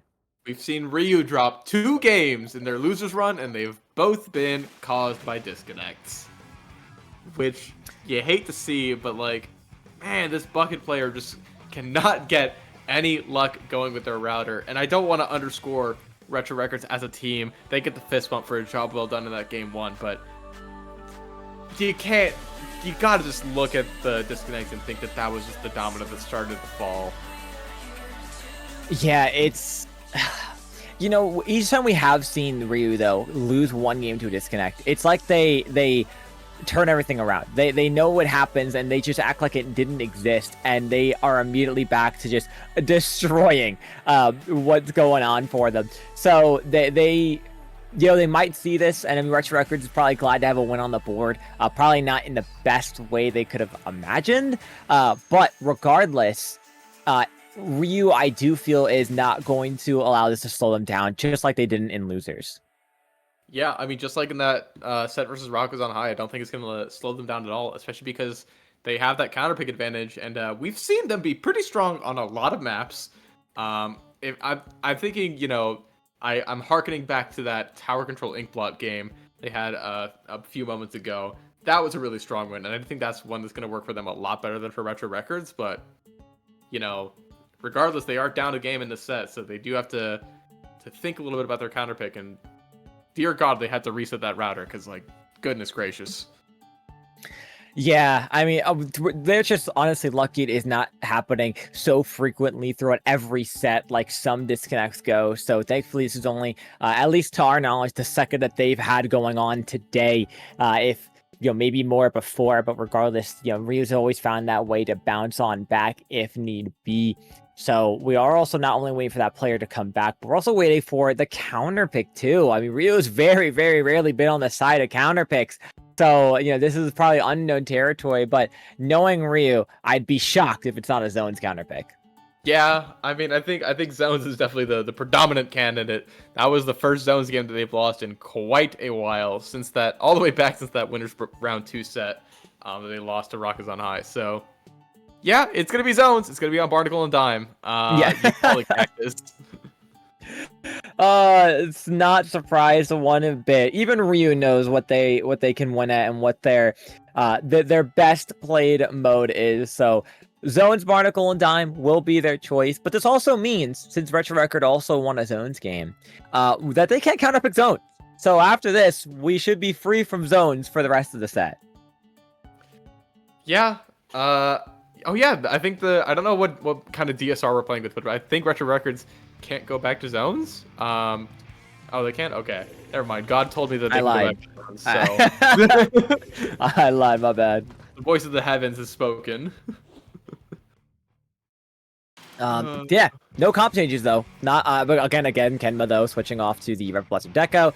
Seems to be a nice flex for them, but no real changes, of course. Both teams comfortable with their rocking with, and both teams rushing this zone. And looks like again Ryu going to be once again the first team to get not only a pick but get that zone cap. But immediately turned around. Hold on, wait a minute. Retro Records gets the delayed wipeout onto Ryu, and now they have that control. But can they hold it?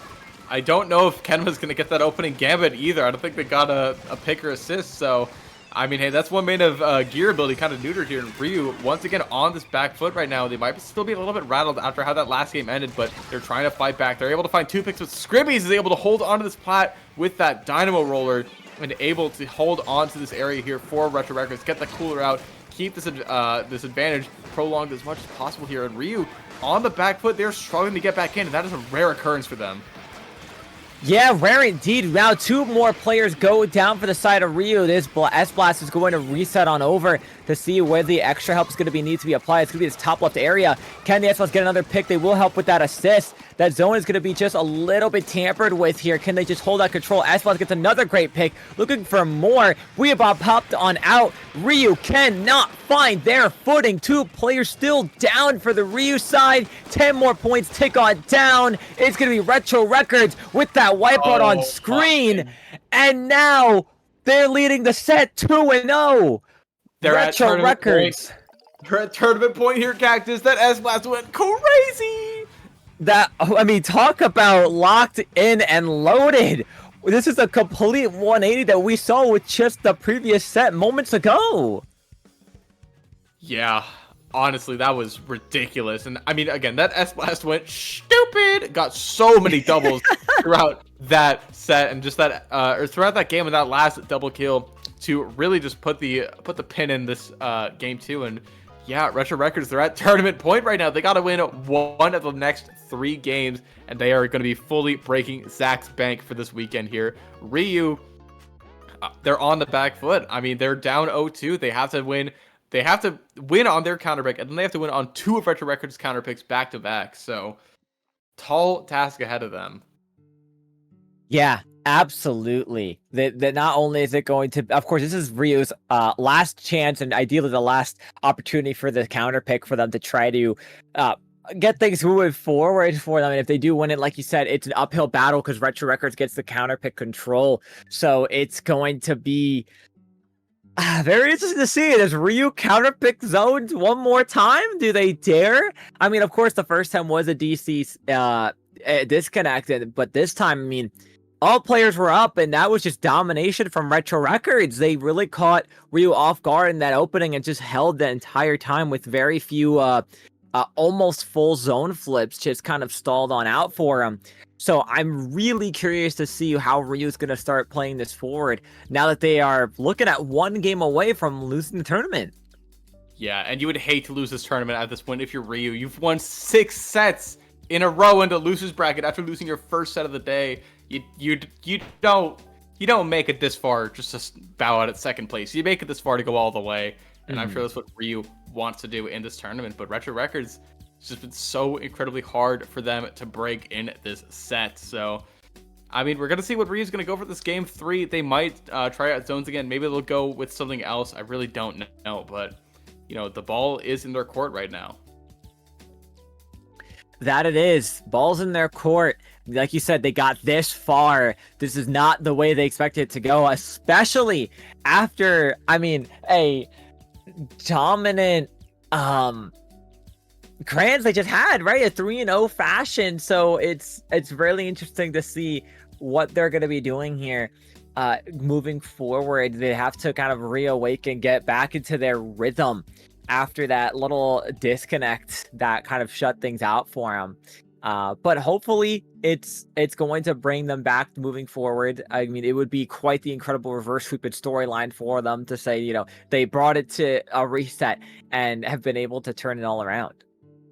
Yeah, and I've definitely seen tournaments be won from this position, even for players like Ryu. I mean, down 0-3 in the Grands reset, this is not the position you want to be in, but it's been done before, and Ryu's looking to make it happen again. They're taking their time for this counter pick because, there's a lot at stake here. They have to win on this counter pick. It has to be the map that they're most confident on, and it has to be one that gets the momentum to do with both of the counter picks Retro Records has ready for them.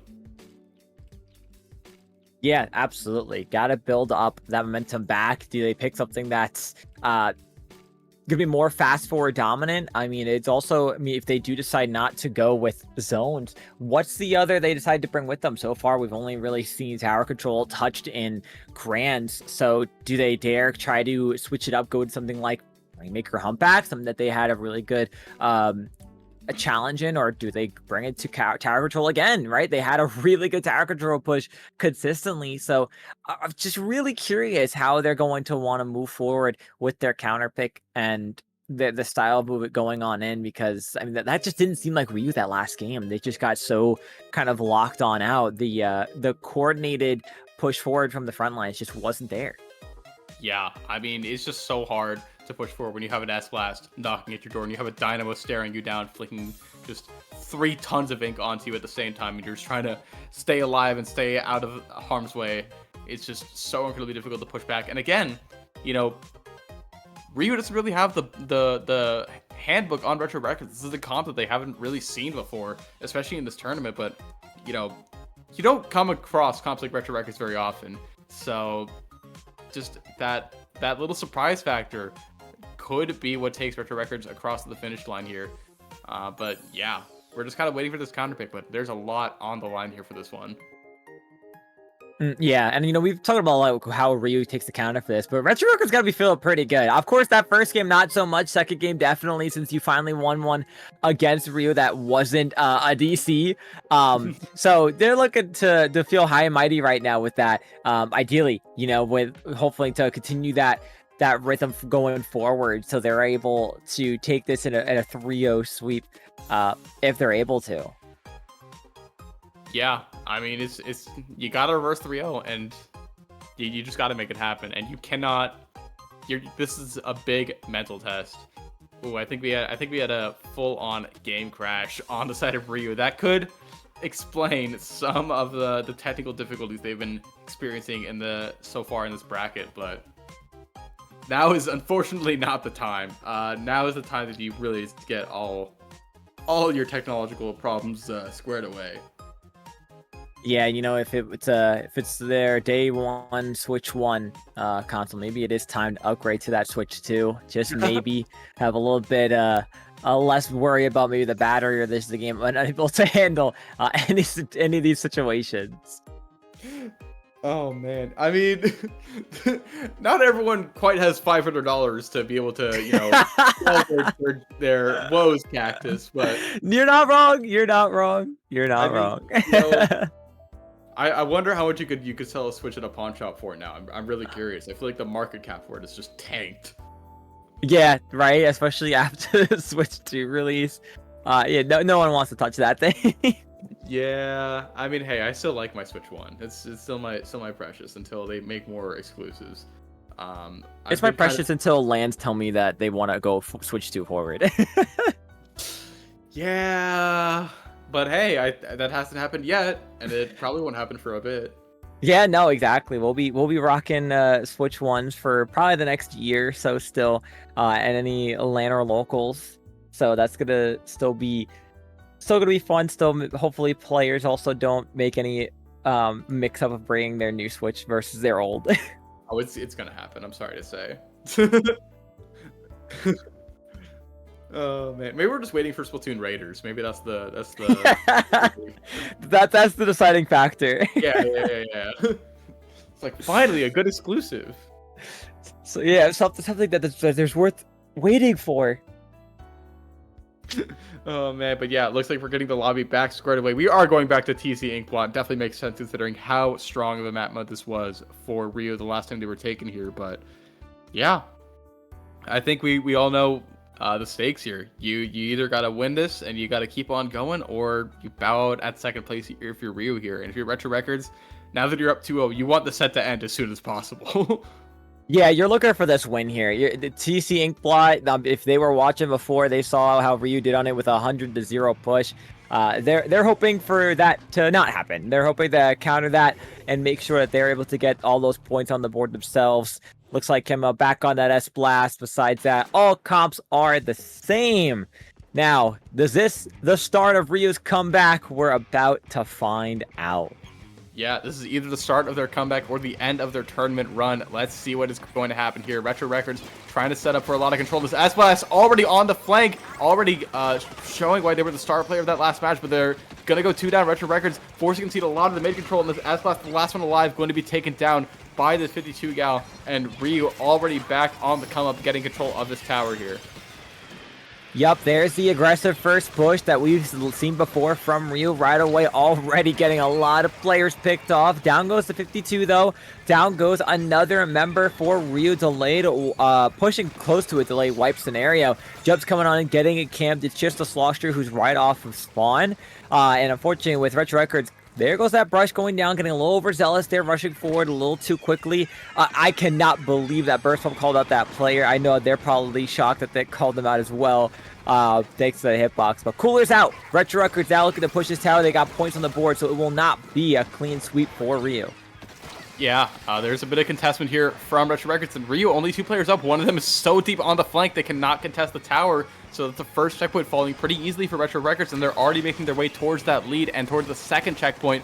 That is going to be Scrimmy's on the tower, but the Gal is not fast enough to find that pick, and that's going to be Ryu losing that lead there. Retro Records back on the come up here a little bit, but they were not able to push anything beyond 60, so still not a great lead, but at least they have it in their hands.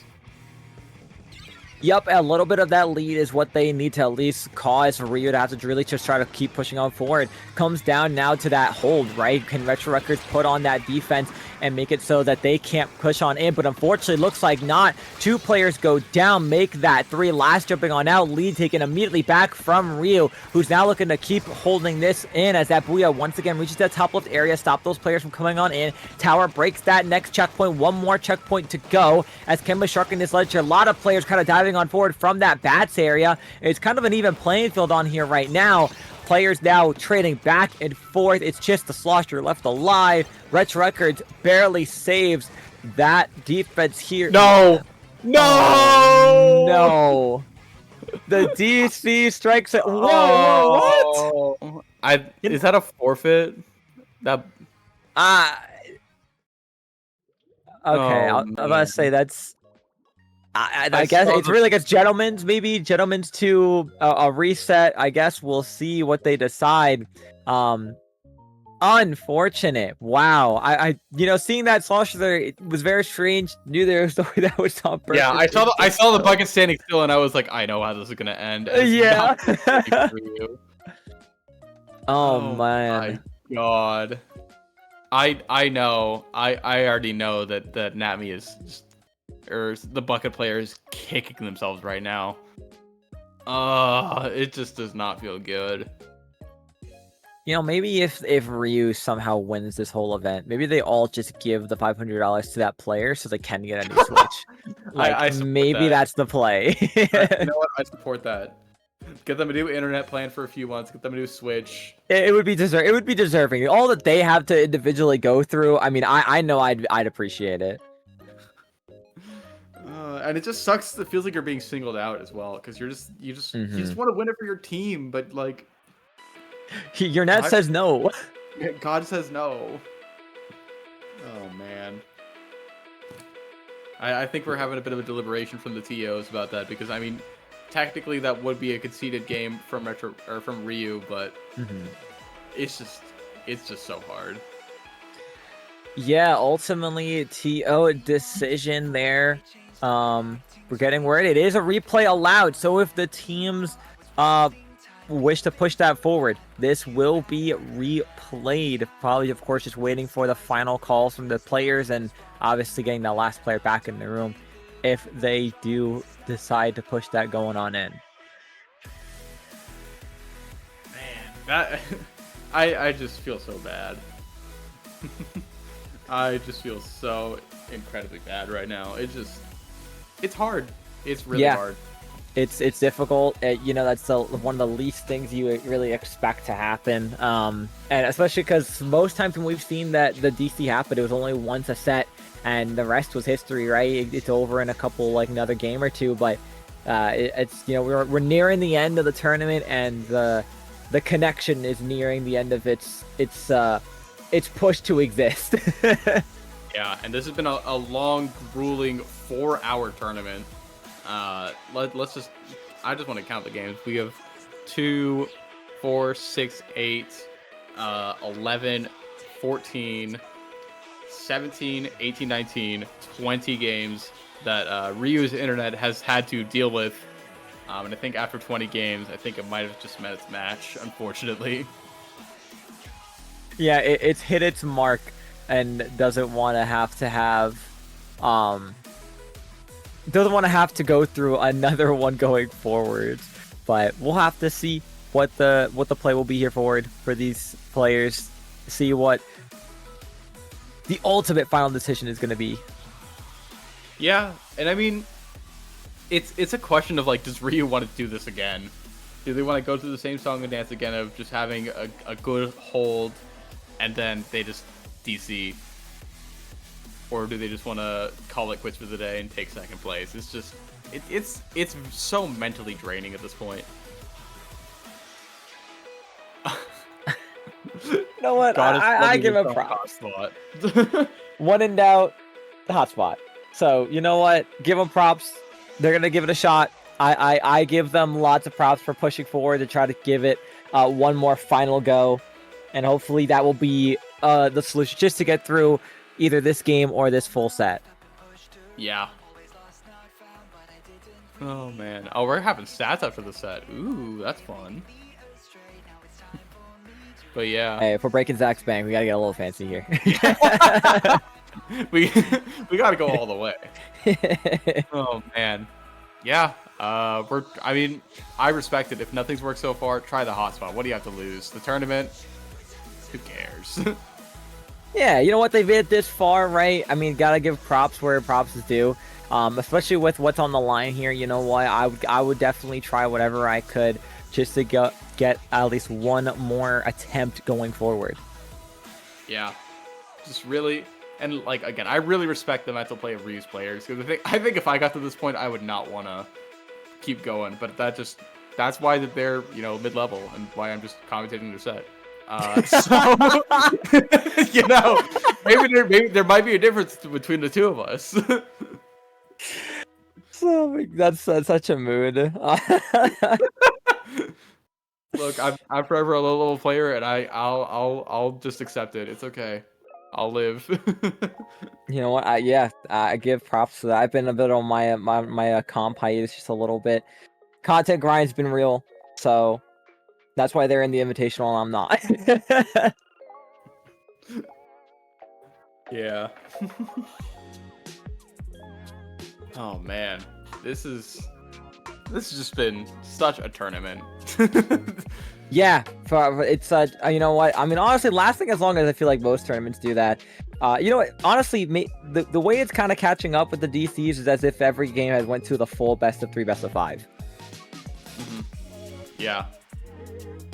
This is we've had a lot of good stream sets in this tournament. It does not feel great that we're ending on this kind of note. But who knows? We might get the hypest rest of grands this Splatoon has ever seen. So who's to say? Yeah, right. For all we know, this is again the start of Ryu's comeback. For this could be the reverse sweep opportunity that they're looking for here, especially after that first loss. Now, again, considering this is going to be replay, I imagine it's going to be the only replay. Are you kidding me? And I guess the Splatoon gods aren't happy with anyone playing this game right now because our spec cam has DC'd from the lobby. So this is going to be a wonderful, she's shaping up to be a wonderful grands. My head is in my hands. I can't. we play a serious esport. This is competitive. This is the height of competition. This is why Nintendo's making an NA League. This is why. True. Oh man, I cannot wait for the Nintendo NA League. After the last time they tried to do online qualifiers, oh boy, this is gonna be awesome. I can't wait for their help desk to explode with similar DC issues, and they all have to say, nothing could be done. Sorry. Yeah, my new favorite drinking game is take a shot every disconnect happens.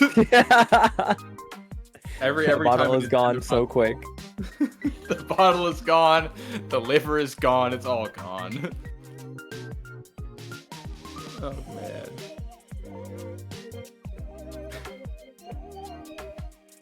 Alright, room is being set up by these teams. Things are looking good going forward again. Hopefully the net holds up for everyone involved just a little bit longer, and that way we're able to have a Game 3 of Cran's bracket reset for all of you to view, for us to commentate, for us to yap about. Yeah, the long-awaited third game of the set that we've been waiting for like 20 minutes at this point, I think. I honestly don't know. Time is kind of fake in my mind, but it feels like it's been a while. Oh, most definitely. You know what? But that's the rare case when your Switch or your net does not want to agree, or just the Splatoon connectivity servers, or just want to explode on you. With everyone just playing and existing right now. Oh my god. Yeah, we've been waiting at least 10 minutes for this game 3 to since that disconnect. Please Ryu. Lock in with the internet. That's all we need. Maybe Just the a little win bit more. condition is that Ryu just knocks out in the first 30 seconds. Maybe that's the win condition. At this point, that's all we need. Just just take the win. Let's get it going forward. Go game 4, game 5. Honestly, best case scenario for these players that I don't want to play anymore is Retro Records wins it. But yeah, because I'm thinking back on a lot of the sets, and that was a lot of fast games from Ryu and a lot of quick knockouts. So maybe that was just they were just knocked out so fast that the internet didn't quite break before the game ended, or something like that. I really don't know.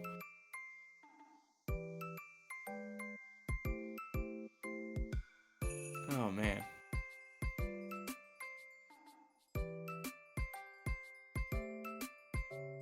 So yeah, we're definitely just waiting for the load on in. Like we said, 8 times.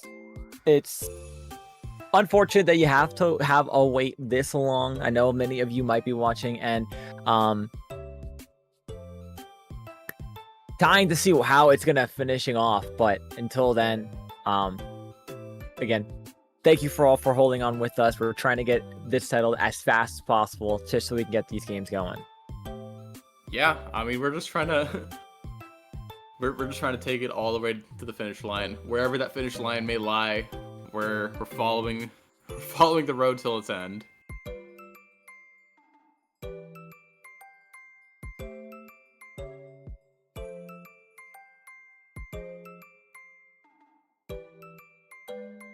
All right, almost there. Lobby should be finally set up one more time. We're all getting loaded in. Give us 90 more seconds, and we should be good to get things rolling. Dude, that internet these days is so dope. All right. Game's here. For all the marbles, I think the game is finally going to be blessing us with some gameplay, hopefully for the entire duration of this match. Although, honestly, who is to say? Let's get right back into it. If I see one of them DC, just please play it. Just please play it out. Just please. If the bug is DC, I'm gonna DC from this call, I think. Yeah. All right, here we go. Tower Control, Inkblot, not surprised. Here we are once again. Lots of plays going on in. 2 players down immediately from Rio. Lots of movement around. This 52 is trying to go on in, but no movement to be had. And that's immediately going to be Retro Records taking that wipeout and taking that tower forward. Cooler launches to that plat. First 30 seconds, and immediately we're knocking out this checkpoint. I don't think I've ever seen a cooler be thrown that far in my life. That is crazy. What else is crazy? Those reps strong. Yeah, the arms of the Dynamo player is crazy strong, I can imagine.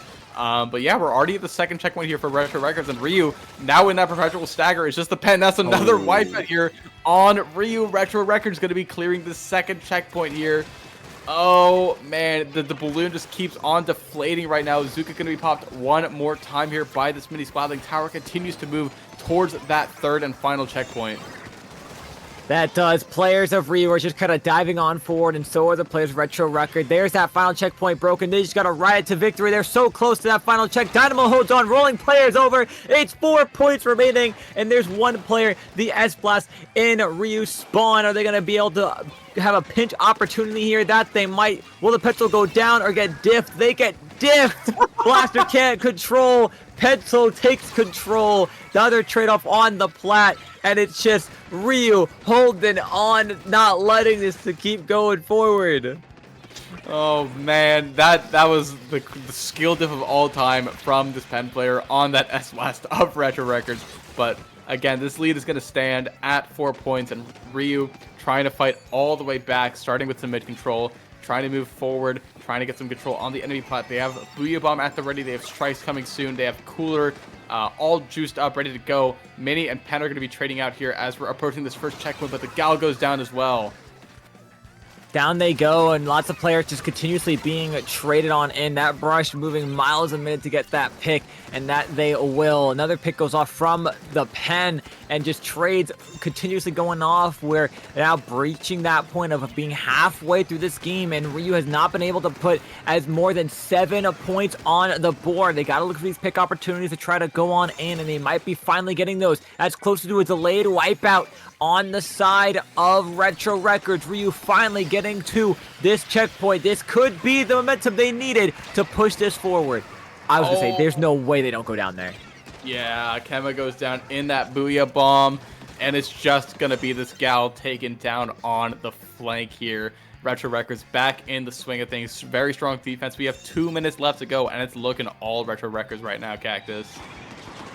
Yeah, that it is. Retro Records being a very, very strong team right now in this game, stalling out as long as they can, which is really the name of the game, especially when you push to practically a knockout. And that's exactly what Ryu's going to have to do. They need to push for the knockout potential. It's not a case of just holding. It's a case of getting those picks and not trade. Oh, that was a nasty Zuka shot.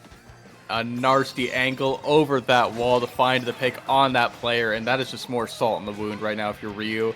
Retro Records is just, right now, they're running and gunning. They have the passive special charge going in their favor. They have Booyah at the ready. They're already halfway to another Zuka because there's no limit to how many Zukas you can get in one game, unfortunately. And players are just jumping out all over the place. Retro Records is going to be staying alive here. Scribby's though on the flank, tries to get the pick on Kenma. We're seeing Kenma trying to fight back and find this pick. Going to be able to come through here. Ryu has something's going on right now. They have a minute left to make the entire comeback happen. The whole reverse sweep. What a comeback story it would be, and it would have to start right now. Yep, that it would, and they're trying to set that up as we speak, right? You're going to see this mini be on this side, try to get caught on out, but the bucket, unfortunately, did not realize they went on that rail, moving back on in. Coolest going to be popped on that tower, and Tower's going to move towards the second checkpoint. More points being caught on to the tower for Ryu. Retro Records, though, feeding on in forward, trying to get these picks, although there goes the 52, finding a lot of players and moving on in. That's a wipeout. Hold on, this might be the comeback of the century for Ryu if they just hold their positions and keep the picks rolling. They have the Booyah at the ready as well. The Gal's pushed up so incredibly far. They need to find the pick on the brush. They are able to find it. Last checkpoint here being contested. Strikes are being popped. Booyah going to be popped any second now. That's the last checkpoint being broken. Throwing the Booyah at the defensive position. It's just the S-Blast! No! There's 10 seconds left. They can't get on the tower. All the jumps are desperately coming in. They get the pick on the mini. They're still alive. They're still living for this checkpoint. The S-Blast finds the pick, but goes down. The Dynamo gets the pick, and that is gonna do it. Retro Records in the bracket reset takes the longest 3-0 I've ever seen. I cannot believe Ryu got that down to, I believe, 7 points remaining.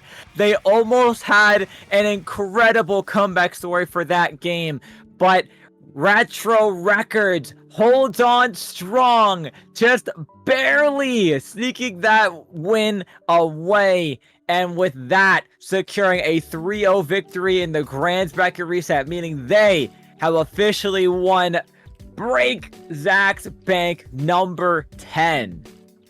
This is one of these tournaments where you look at the bracket and it just does not tell the whole story. You really had to be here.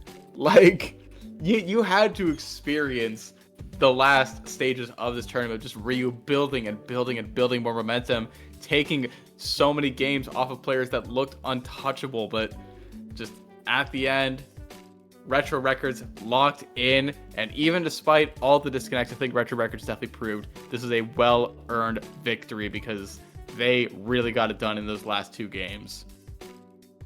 That they did. You know what? The wait was worth it if you're Retro Records, as frustrating as it might have been. You know what? You have been able to live it out for this long, and you have been able to take it home. And now you are also taking home a great prize as well. You stole Zach's credit card and took some funds for yourself, and that's got to feel pretty good. Yeah. I mean, if you're Retro Records, again, this is never how you want to win a tournament. But you won the tournament. You broke Zach's bank. You did it. You got it. 31 Zukas between Grands and Bracket Reset from Rice. Good lord. Put the weapon down. Nerf it. 210p, please. 230p, honestly. There's 240. This is a lawless land right now. This thing should not be allowed to run around with 190 Zuka or whatever the heck it's at. No, I agree. That is a ridiculous amount of Zukas for one player to get. That just gives me flashbacks to the OG shot days. Oh man, it gives me flashbacks to that one clip on Brine Water Springs. Just react. Good lord. Just react. Or the ship shave running off on the ramp and you I was ship shave, off that's what it was. I still see that in my nightmares, I'll have you know. I wake up in a cold sweat like, oh no. Don't let the Zuka be, please. Oh man. I hope we nerf that special into the ground, but regardless, that is the end of the tournament. Congratulations to Retro Records, your Break Zach's Bank number 10 champions. Congrats to Ryu for making it this far in the bracket. They had one heck of a loser's run all the way to the Grands Reset. And yeah, that's the tournament done and dusted. That it is. That's going to do it from both you and me here today, Pinky. But where can the people find you if they want to see more of you from hearing us today? Aw, well, you can find me on Blue Sky at BrokenPinkyWSKY. And you can find me just trying to commentate this beautiful game on the mic and trying to hopefully see less Zukas. But who's to say? Cactus, where can we find you? You can find me all socials at Glitch Cactus, YouTube, Blue Sky, to Twitter if you dare still use that, Twitch at Glitch Cactus 1, where I'm streaming every single day of the year, or of course my podcast, The Cactus Patch Dabble Productions. Pinky, it's been wonderful to commentate with you here today. Huge thank you to, of course, Zach and, of course, Ellie behind the cam, making sure that we get all the great stuff that you all got to view today. So that's going to do it from us here at Break Zach's Bank on Under Pressure. Thank you for all for tuning in, and we'll see you next time.